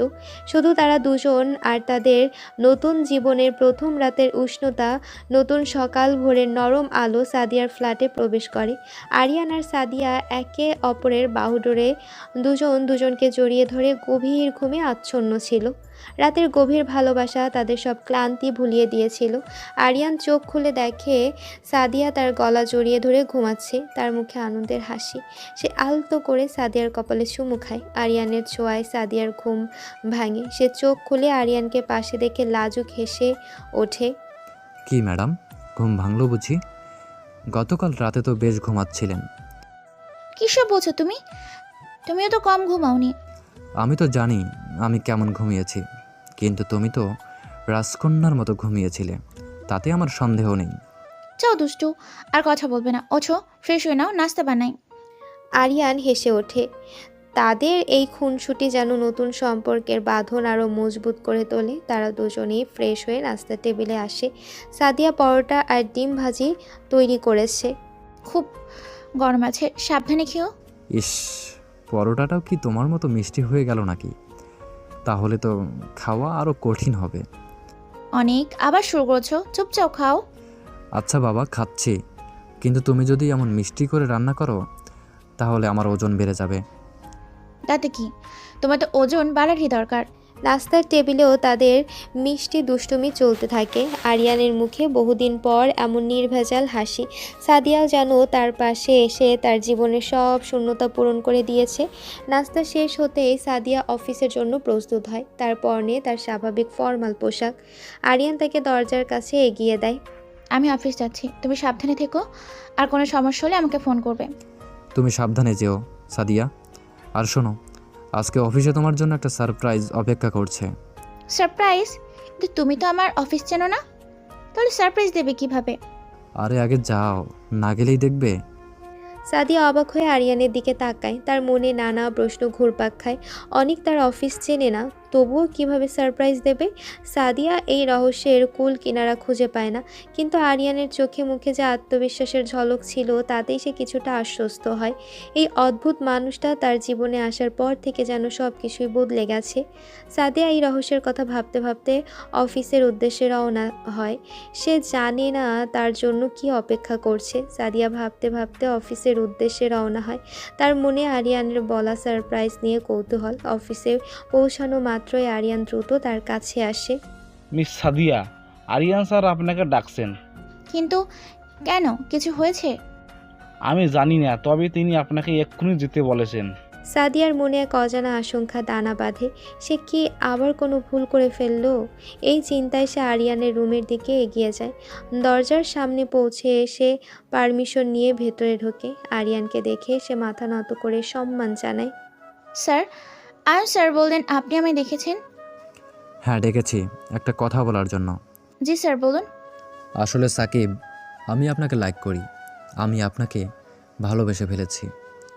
আরিয়ানের কথা শুনে সাদিয়া চরমভাবে চমকে ওঠে, তার মুখে বিস্ময় আর অবিশ্বাস। স্যার, এসব আপনি কী বলছেন? আর আমি মিস নই, আমি মিসেস সাদিয়া, আমি বিয়ে করেছি। তাতে কোনো সমস্যা নেই, আপনি আপনার হাজবেন্ডকে ডিভোর্স দিয়ে দিন। স্যার কী সব বলছেন? আমি তাকে অনেক ভালোবাসি, আর আপনি যেটা বোঝেন এটা সেটা কখনোই করতে পারবো না। উনি কি আমার থেকেও বড় হয়ে গেছে? আমি তার পেশা দেখে তাকে ভালোবাসিনি, আমি তার মন দেখে তাকে ভালোবেসেছি। আর স্যার, আপনি স্টেশন চিফ হলেও আপনাকে আমি আজকে বলি, নিজের ক্যারেক্টার ঠিক করেন, ক্যারেক্টারলেস কোথাকার। এ কথা বলেই সাদিয়া রাগে রুম থেকে বেরিয়ে যেতে উদ্যত হয়। তখনই আরিয়ান দ্রুত উঠে গিয়ে সাদিয়ার হাত ধরে তাকে টান দিয়ে নিজের কাছে নিয়ে আসে। আরে আমি কি আমার বউকে ভালোবাসতে পারবো না? আর তুমি আমাকে ক্যারেক্টারলেস বলতে পারলে? সাদিয়া কিছু বলতে যাবে তার আগেই আরিয়ান তার মাস্কটা খুলে ফেলে। সাদিয়া তো অবাক হয়ে হাওয়া হয়ে যায়। তার চোখের সামনে দাঁড়িয়ে আছে সে অনিক, যাকে সে তার স্বামী হিসেবে জানে। অনিক, এটা তুমি? হ্যাঁ সাদিয়া, এটা আমি। আমার আসল নাম আরিয়ান। সাদিয়ার রাগ যেন মুহূর্তে দ্বিগুণ হয়ে যায়। সে নিজেকে আরিয়ানের কাছ থেকে ছাড়িয়ে নেয়। তো তুমি তুমি আমাকে এত বড় মিথ্যা বলতে পারলে? আমার সাথে প্রতারণা করলে তুমি সিআইডি স্টেশনের চিপ, আর তুমি আমাকে এতদিন অনেক তুমি মিথ্যে বলছো কেন? কেন আমার করলে আমার সাথে? তুমি জানো আমি তোমাকে কতটা বিশ্বাস করেছিলাম, আর তুমি আমার বিশ্বাসটাই ভেঙে দিলে। সাদিয়া প্লিজ শান্ত হও। আমি জানি তুমি কষ্ট পেয়েছো, কিন্তু আমি তোমাকে মিথ্যা বলিনি। আমি তোমাকে সব সত্যি বলতে চেয়েছিলাম, কিন্তু পরিস্থিতি আমাকে বাধ্য করেছে। আমার জীবনটা খুব গোপন, আমার পরিবারের কাছে আমি অবহেলিত, তাই এই পরিচয়টা আমাকে লুকিয়ে রাখতে হয়। আমি তোমাকে সত্যি বলতে চেয়েছিলাম, কিন্তু সুযোগ পাইনি। আমি ভয় পেয়েছিলাম তুমি যদি আমাকে বিশ্বাস না করো, যদি আমাকে ছেড়ে চলে যাও। আরিয়ানের চোখের জল দেখে সাদিয়ার রাগ কিছুটা কমে আসে। সে বুঝতে পারে আরিয়ানের কষ্টটাও কম নয়। কিন্তু আমাকে তো বলতে পারতে, আমি কি তোমার বিশ্বাস করতাম না? বিশ্বাস করতাম। সাদিয়া, কিন্তু আমি জানতাম না তুমি আমাকে কিভাবে নেবে। আমার জীবনের এই দিকটা খুবই জটিল। তুমি আমার একমাত্র ভরসা। আমি তোমাকে হারানোর ভয় পেয়েছিলাম। সাদিয়া কিছুক্ষণ চুপ থাকে, তারপর তার রাগ কিছুটা শান্ত হলে সে আরিয়ানের দিকে তাকায়। আরিয়ানের চোখে তার প্রতি গভীর ভালোবাসা আর অসহায়ত্ব স্পষ্ট। সাদিয়া ধীরে ধীরে মেনে নেয়। সে বুঝতে পারে আরিয়ান হয়তো তাকে কষ্ট দিতে চায়নি, বরং পরিস্থিতি তাকে এমনটা করতে বাধ্য করেছে। আরিয়ান সাদিয়াকে আলতো করে নিজের কোলে বসিয়ে নেয়, তার চুলগুলো সরিয়ে দেয়। আমার রানী তুমি, আমার জীবনের একমাত্র আলো। আমি যখন একা ছিলাম, যখন আমার কোনো আশ্রয় ছিল না, তখন তুমি আমাকে তোমার ভালোবাসার ছায়ায় এনেছ। এই দুনিয়ার সব কিছুর বিনিময়ে আমি শুধু তোমাকে চেয়েছি সাদিয়া। তুমি আমার আসল সুখ, আমার শক্তি। তুমি ছাড়া আমার এই ক্ষমতার কোনো মূল্য নেই। আমি তোমাকে কখনো কষ্ট পেতে দেব না। আমাদের জীবন এখন থেকে নতুন করে শুরু হবে, যেখানে কোনো মিথ্যা থাকবে না, শুধু ভালোবাসা আর বিশ্বাস থাকবে। সাদিয়া আরিয়ানের বুকে মাথা রাখে, তার চোখ দিয়ে আনন্দের জল গড়িয়ে পড়ে। তারা দুজনে একে অপরের গভীর আলিঙ্গনে আবদ্ধ হয়। তাদের লুকোনো ভালোবাসা আজ প্রকাশ পেয়েছে। তাদের সম্পর্ক এখন আরও মজবুত। সাদিয়া তখন আরিয়ানের কোলে বসেছিল। তাদের ভালোবাসা প্রকাশের সে উষ্ণ মুহূর্তে তারা যেন বাইরের জগৎ ভুলে গিয়েছিল। ঠিক তখনই দরজায় প্রীত নক হয়। আর কিছু বোঝার আগেই আয়ান রুমে প্রবেশ করে। সে তাদের এমন ঘনিষ্ঠ অবস্থায় দেখে মুহূর্তেই সরি সরি বলতে বলতে বেরিয়ে যাচ্ছিল। আয়ান শোনো। আয়ানের কণ্ঠ শুনে সাদিয়া ততক্ষণে আরিয়ানের কোল থেকে উঠে দাঁড়িয়েছে। লজ্জায় তার মুখ রাঙা হয়ে গেছে। আয়ান কিছুটা অপ্রস্তুতভাবে ভেতরে আসে। তুমি কি ভেবেছো জানি না, কিন্তু তোমাকে বলে রাখি, সাদিয়া হচ্ছে আমার ওয়াইফ। কথাটা শুনে আয়ান চমকে ওঠে। তার চোখ কপালে ওঠার জোগাড়। সে জানে তার বস সব সময় তার পরিচয় গোপন রাখে, আর এখন কিনা তার স্ত্রী। স্যার, আমাকে একটু বিয়ে দাওয়াতেও তো দিলেন না। বিয়েতে কাউকেই ইনভাইট করা হয়নি, তবে আজকে তোমাকে ডিনারের জন্য ইনভাইট করলাম। আর শোনো, আমাকে বোস্ট সেন্টার ইন্টেলিজেন্স থেকে যে বাড়িটা দেওয়া হয়েছে, আমি শীঘ্রই সেখানেই শিফট হব। স্যার, তাহলে আমি সব ব্যবস্থা করে নিচ্ছি। আর স্যার, আমি না হয় আপনাদের নতুন বাড়িতেই ডিনার করব। আজকে আর আপনাদের কষ্ট করা দরকার নেই, আপনারা আগে শিফট হয়ে নিন। খারাপ বলনি। আচ্ছা ঠিক আছে, তাহলে সব ঠিক করো। ঠিক আছে স্যার, আশা করি আপনারা 3 দিনের মধ্যে শিফট করতে পারবেন। আয়ান তখন চলে যায়। সাদিয়া লজ্জায় মাথা নিচু করে আছে। আয়ান চলে যেতেই আরিয়ান দুষ্টু হেসে সাদিয়ার কাছে গিয়ে তার কোলে বসে পড়ে। আরিয়ান সাদিয়ার কোমর জড়িয়ে ধরে। কি হলো ম্যাডাম, এত লজ্জা পাচ্ছেন কেন? তুমি তো এখন আমারই বউ। সাদিয়ার লজ্জায় আরিয়ানের বুকে হালকা কিল দিয়ে বলে, উফ অনেক, তুমি খুব দুষ্ট হয়ে গেছো, সারাদিন শুধু দুষ্টুমি। লোকে দেখলে কি বলবে? কাউকে দেখতে হবে না, আর এখন থেকে তোমার কাছে আমি সব সময় দুষ্টুমি করব, কারণ তুমি আমার আজ থেকে। আমি শুধু তোমার আরিয়ান, আর তুমি আমার সাদিয়া। সাদিয়া হাসে, তার মুখে লজ্জা ভালোবাসার এক মিশ্র অভিব্যক্তি। এই মুহূর্তে তাদের সম্পর্ক নতুন করে শুরু হয়েছে, যেখানে আছে বিশ্বাস, ভালোবাসা আর খুনসুটি। আরিয়ানের এতদিনের কষ্ট আর একাকিত্ব যেন সাদিয়ার আগমনে সম্পূর্ণভাবে দূর হয়ে গেছে। তাদের নতুন জীবনের যাত্রা এখন আরও রোমাঞ্চকর হতে চলেছে। দৃশ্য পরিবর্তন হয়। 1 বছর কেটে গেছে। আরিয়ান আর সাদিয়ার জীবন সুখ আর ভালোবাসায় ভরে উঠেছে। তাদের দাম্পত্য জীবন যেন মসৃণ ছিল। তাদের দাম্পত্য জীবন যেমন মসৃণ ছিল, তেমনই ছিল রোমান্সে ভরা। আরিয়ান দিনের বেলা অনেক সেজে ইউনিভার্সিটিতে ক্লাস করত, আর রাত নামলে হয়ে উঠত CIA স্টেশন চিফ। সাদিয়াও তার পাশে থেকে তাকে সাহায্য করত। তার মাঝে মাঝে নিজের দক্ষতা দিয়ে আরিয়ানের মিশনেও সহায়তা করত। তাদের ভালোবাসার বাঁধন আরও মজবুত হয়েছে। অন্যদিকে চৌধুরী পরিবারে 1 বছরেরও বেশি সময় ধরে শোকের ছায়া নেমে এসেছে। আরিয়ানের বাবা মা রাফি তাকে বহু খুঁজেছেন, কিন্তু আরিয়ানের কোনো সন্ধান পাননি। তাদের মনে কেবলই অনুশোচনার কষ্ট। নাইমার বিয়ে হয়ে গেছে, সে এখন তার স্বামীর সাথে অন্যত্র থাকে। তবে আরিয়ানের জন্য তারও মাঝে মাঝে মন খারাপ হয়। রিতাও আরিয়ানের জন্য চিন্তা করত, কিন্তু সেও জানতো না আরিয়ান কোথায় আছে। আজ আরিয়ান আর সাদিয়ার বিবাহ বার্ষিকী। আরিয়ান সাদিয়াকে সেভাবে সারপ্রাইজ দেবার পরিকল্পনা করেছে। সকাল থেকেই সাদিয়া আরিয়ানকে বারবার জিজ্ঞেস করছিল, অনেক, আজ কি কোনো বিশেষ দিন? তোমার মনে আছে? না সাদিয়া, আজ তো কোনো বিশেষ দিন বলে মনে হয় না। কেন, কিছু হয়েছে? আরে ধুর, কিছু হয়নি।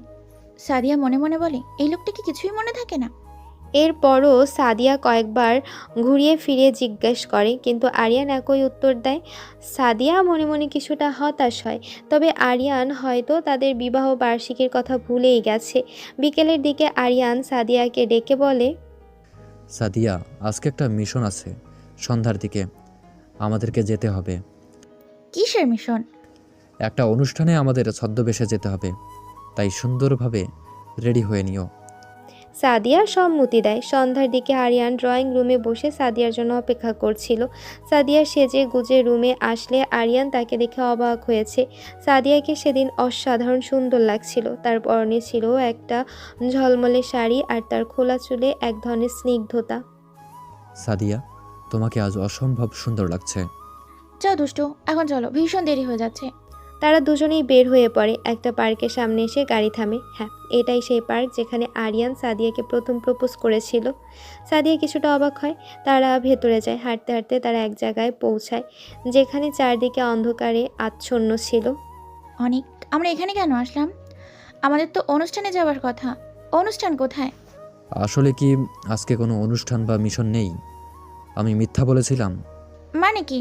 ঠিক তখনই আরিয়ান হাততালি বাজায়। সাথে সাথে চারদিকে আলো জ্বলে ওঠে। সাদিয়া বিস্মিত হয়ে দেখে চারদিকে সুন্দর ডেকোরেশন, বেলুন দিয়ে সাজানো হয়েছে, আর তাতে বড় বড় করে লেখা I love you Sadia.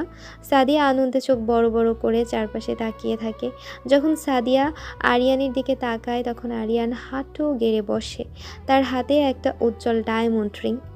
Happy anniversary মাই লাভ। তোমাকে সারপ্রাইজ দেওয়ার জন্য এত কিছু করেছি। তুমি আমার জীবন, তুমি আমার সব কিছু। তুমি আমার পাশে না থাকলে আমি কিছুই নই।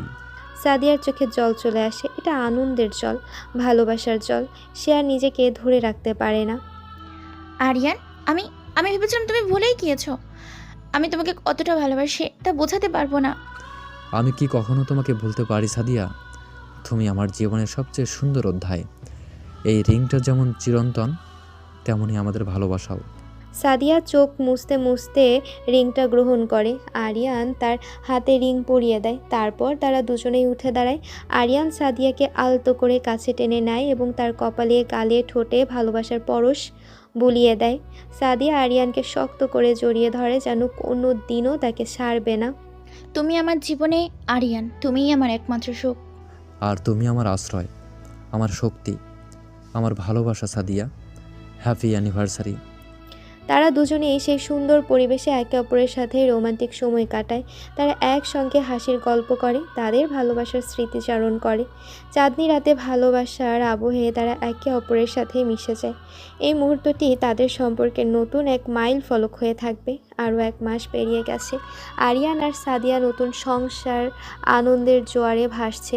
তারা একে অপরের সঙ্গ উপভোগ করছে আর গোপন জীবনের চ্যালেঞ্জগুলো সামলাচ্ছে নিজেদের মতো করে। তাদের সম্পর্ক আরও গভীরে যাচ্ছে, যেখানে অবিশ্বাস বা মিথ্যা বলার কোনো সুযোগ নেই। আজ চৌধুরী ভিলায় এক উৎসবের আমেজ। রাফির মেয়ে টিয়ার জন্মদিন। সারা বাড়ি সেজে উঠেছে ঝলমলে আলো আর রকমারি বেলুনে।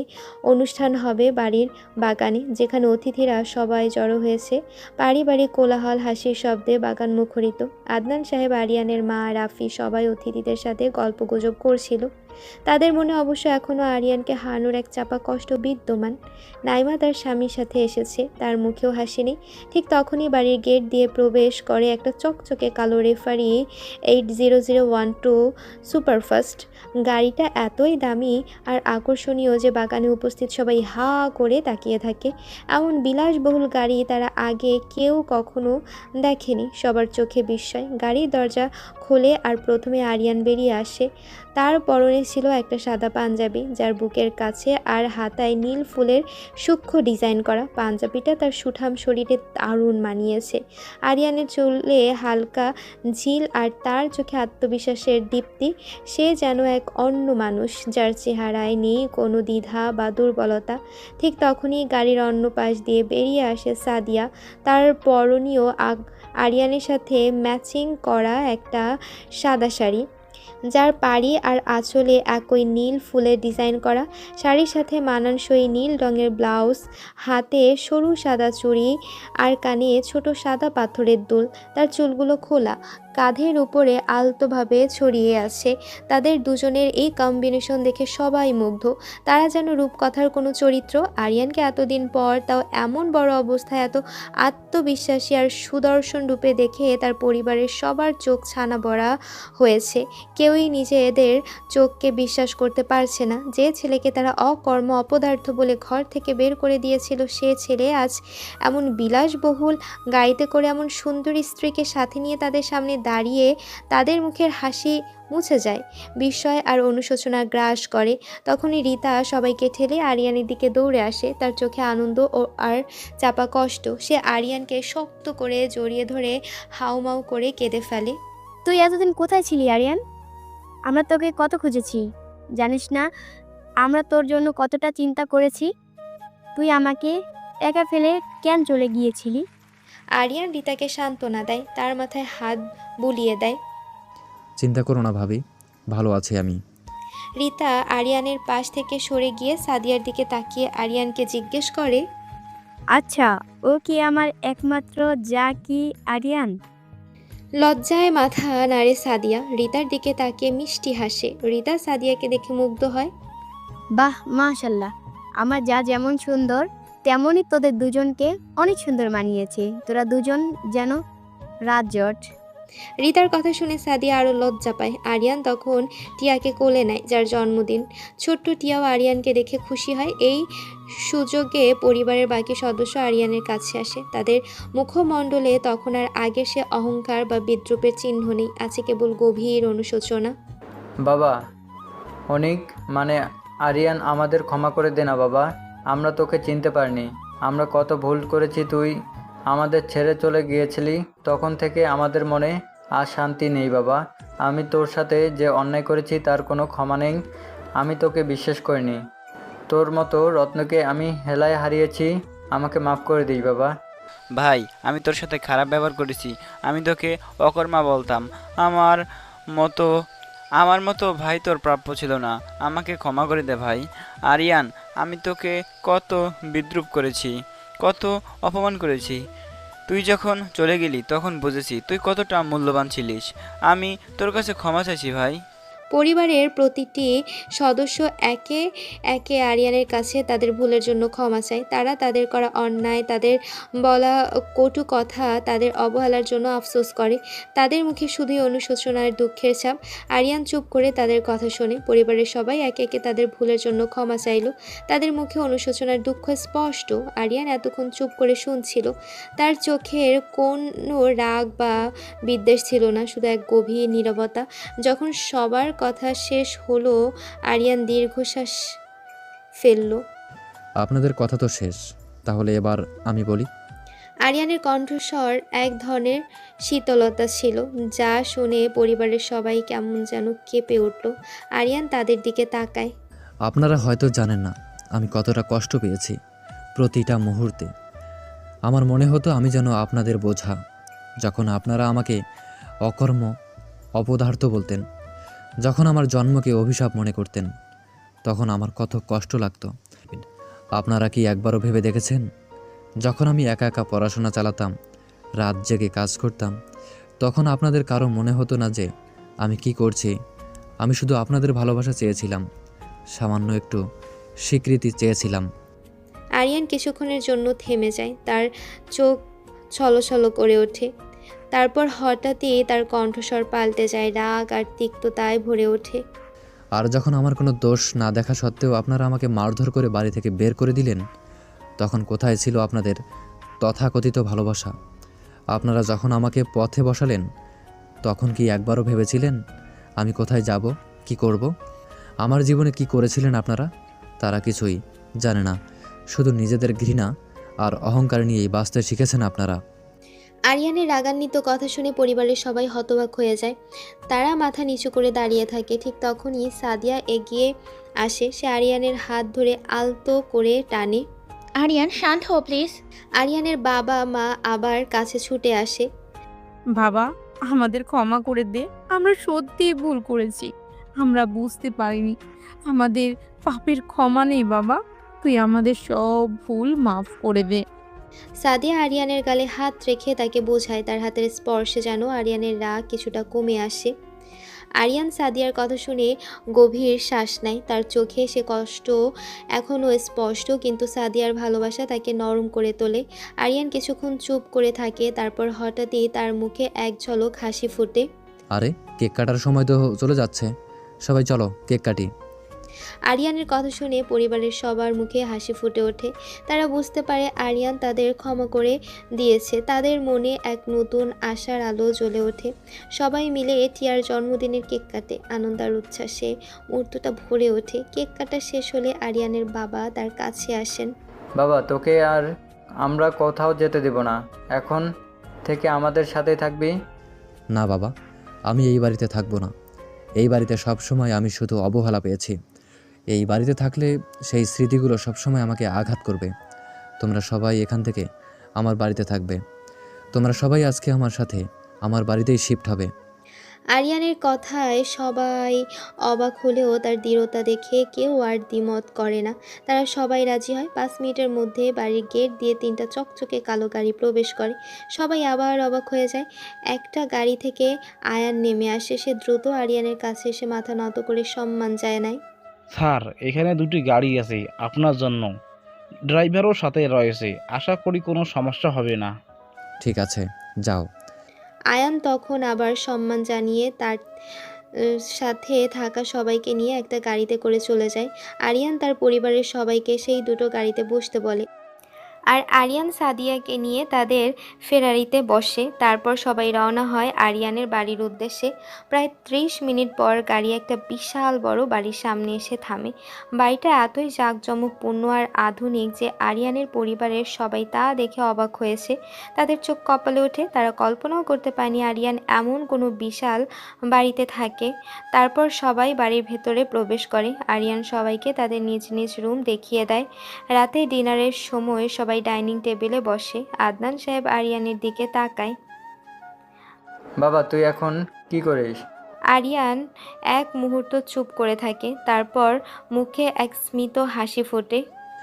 আমি সিআইএ অর্থাৎ সেন্ট্রাল ইন্টেলিজেন্স এজেন্সির বাংলাদেশ স্টেশনের চিফ। আরিয়ানের কথা শুনে সবার চোখ বড় বড় হয়ে যায়। তারা স্তম্ভিত হয়ে একে অপরের দিকে তাকায়, তাদের মুখে বিস্ময়, অবিশ্বাস আর গভীর আতঙ্ক। তাদের সামনে যে ছেলেটা বসে আছে সে শুধু তাদের অবহেলিত ছেলে নয়, সে দেশের একজন সবচেয়ে গুরুত্বপূর্ণ গোয়েন্দা কর্মকর্তা, সিআইএ চিফ। আমার আরিয়ানে আমি কি শুনছি? আমার ছেলে, আমার আরিয়ান এত বড় অফিসার, আর আমরা ওকে কি বলেছি, কি করেছি? তাহলে সেদিনের ঘটনা সবটা ওর কাজ ছিল। আমরা ওকে অকর্মা বলতাম। এই আমি কি করলাম? এখন আর আগের কথা টেনে লাভ নেই। আর আরেকটা কথা, তোমাদের বৌমা সাদিয়া হচ্ছে সিআইএ অ্যান্ড এনবিএসপি বাংলাদেশ স্টেশনের সাইবার টিমের হেড। সবাই তো তখন অবাকের চরম পর্যায়ে পৌঁছে গেছে। বাহ বাহ, বললাম না তোদের খুব সুন্দর মানিয়েছে। তোমাদের আসলে অনেক সুন্দর মানিয়েছে। তাছাড়া কার দেবর আর কার যা হয় দেখতে হবে না? তখন সবাই হেসে ওঠে, কিন্তু আরিয়ানের পরিবারের চোখে তখন শুধু বিস্ময় আর অনুশোচনা। তাদের ধারণার চেয়েও আরিয়ানের পরিচয় অনেক বড়, অনেক বেশি গুরুত্বপূর্ণ। তারা বুঝতে পারে তারা কতটা ভুল করেছে। তাদের অবহেলিত ছেলেটি যে দেশের জন্য এত বড় দায়িত্ব পালন করেছিল তা তারা কল্পনাও করতে পারেনি। ডিনার শেষে চৌধুরী পরিবারের সদস্যরা হতবাক হয়ে যে যার রুমে চলে যায়। আরিয়ানের আসল পরিচয় তাদের কল্পনারও অতীত ছিল। অবহেলিত অকর্মা ছেলেটি যে দেশের এমন গুরুত্বপূর্ণ একজন কর্মকর্তা তা তাদের বিশ্বাস করতে কষ্ট হচ্ছিল। অনুশোচনার বিস্ময়ে তারা যেন বাকরুদ্ধ হয়ে পড়েছিল। অন্যদিকে আরিয়ান আর সাদিয়া তাদের মাস্টার বেডরুমে প্রবেশ করে। রুমে ঢুকে আরিয়ান সাদিয়াকে পেছন থেকে আলতো করে জড়িয়ে ধরে। সাদিয়া তার স্পর্শে কেঁপে ওঠে, তারপর আরিয়ানের দিকে ফিরে তার বুকে মাথা রাখে। আজকের দিনটা যেন একটা স্বপ্নের মতো আরিয়ান। আমার কাছেও তাই। সাদিয়া আমার জীবনে এত আনন্দ যে আসতে পারে তা কখনোই ভাবিনি। তুমি আমার জীবনে আসার পর থেকে যেন সব কিছুই বদলে গেছে। তোমার পরিবার সবাই কত অবাক হয়েছে, তারা যেন নিজেদের চোখেও বিশ্বাস করতে পারছে না। হ্যাঁ, তারা তো জানে না তাদের অকর্মা ছেলেটা আসলে কি করে। তার ভাবনাও ছিল আমি হয়তো জীবনে কোনো কিছুই করতে পারবো না, কিন্তু এখন তো তাদের বুঝতে বাকি নেই তাদের অকর্মা ছেলেটা কত বড় জিনিস। আরিয়ান সাদিয়াকে আরও কাছে টেনে তার চোখে চোখ রেখে বলে, আমার কাছে সবচেয়ে বড় জিনিস তুমি সাদিয়া। তুমি আমার জীবন, তুমি আমার ভালোবাসা। তুমি ছাড়া এই সব কিছুই অর্থহীন। কি সব বলছো? সারাদিন শুধু দুষ্টুমি, এখন তাই তোমার কাছ থেকে বাঁচাই মুশকিল। আরিয়ান সাদিয়ার ঠোঁটে আলতো করে চুমু খেয়ে বলে, কেন বাঁচবে না? তুমি তো আমারই। আজ থেকে তুমি শুধু আমার দুষ্টুমির রানী। সাদিয়া হেসে ওঠে। আরিয়ান আলতো করে সাদিয়াকে কোলে তুলে নেয়। তারা একে অপরের চোখে হারিয়ে যায়। চাঁদের আলো জানালার ফাঁক দিয়ে তাদের ঘরে প্রবেশ করে, যেন তাদের ভালোবাসার এই মুহূর্তটাকে আরও আলোকিত করছে। তাদের সমস্ত দিনের ক্লান্তি, জীবনের সমস্ত জটিলতা সব কিছুই যেন এই মুহূর্তে বিলীন হয়েছে। শুধু তারা দুজন আর তাদের অসীম ভালোবাসা। তাদের হৃদস্পন্দন যেন এক তালে বাজছে, এক নতুন সুর তৈরি করছে। তাদের ঠোঁট একে অপরের কাছে আসে আর তারা ভালোবাসার গভীর সমুদ্রে হারিয়ে যায়। তাদের এই রোমান্সের মধ্যে দিয়ে গল্পটা শেষ হয়। এই গল্পটা শেখায় আমাদের যে অবহেলার শিকার হলেও মেধা আর পরিশ্রমের মাধ্যমে সাফল্য অর্জন সম্ভব। ভালোবাসার মাধ্যমে জীবনের সমস্ত শূন্যতা পূরণ করা যায় এবং বিশ্বাস ও ক্ষমতার মধ্যে দিয়ে সম্পর্কগুলো নতুনভাবে গড়ে তোলা যায়। যারা দেশের জন্য গোয়েন্দা দায়িত্ব পালন করে তাদের ব্যক্তিগত জীবনে থাকে অনেক জটিলতা, কিন্তু ভালোবাসার শক্তি তাদের প্রতিটা চ্যালেঞ্জ মোকাবেলায় সাহায্য করে। তো আজকের গল্প এখানেই শেষ হলো। সবাই পরবর্তী গল্পের জন্য অবশ্যই অবশ্যই অবশ্যই অপেক্ষা করতে হবে। গল্পটা কেমন লেগেছে অবশ্যই কমেন্ট করে জানাতে ভুলবেন না, এবং নেক্সটে কী ধরনের গল্প চান তাও কমেন্টে জানাবেন। আর লাইক, সাবস্ক্রাইব ও শেয়ার করতে ভুলবেন না যেন। তাহলে পরবর্তী গল্পে দেখা হচ্ছে। সে পর্যন্ত সবাই ভালো থাকবেন, সুস্থ থাকবেন। আল্লাহ হাফেজ।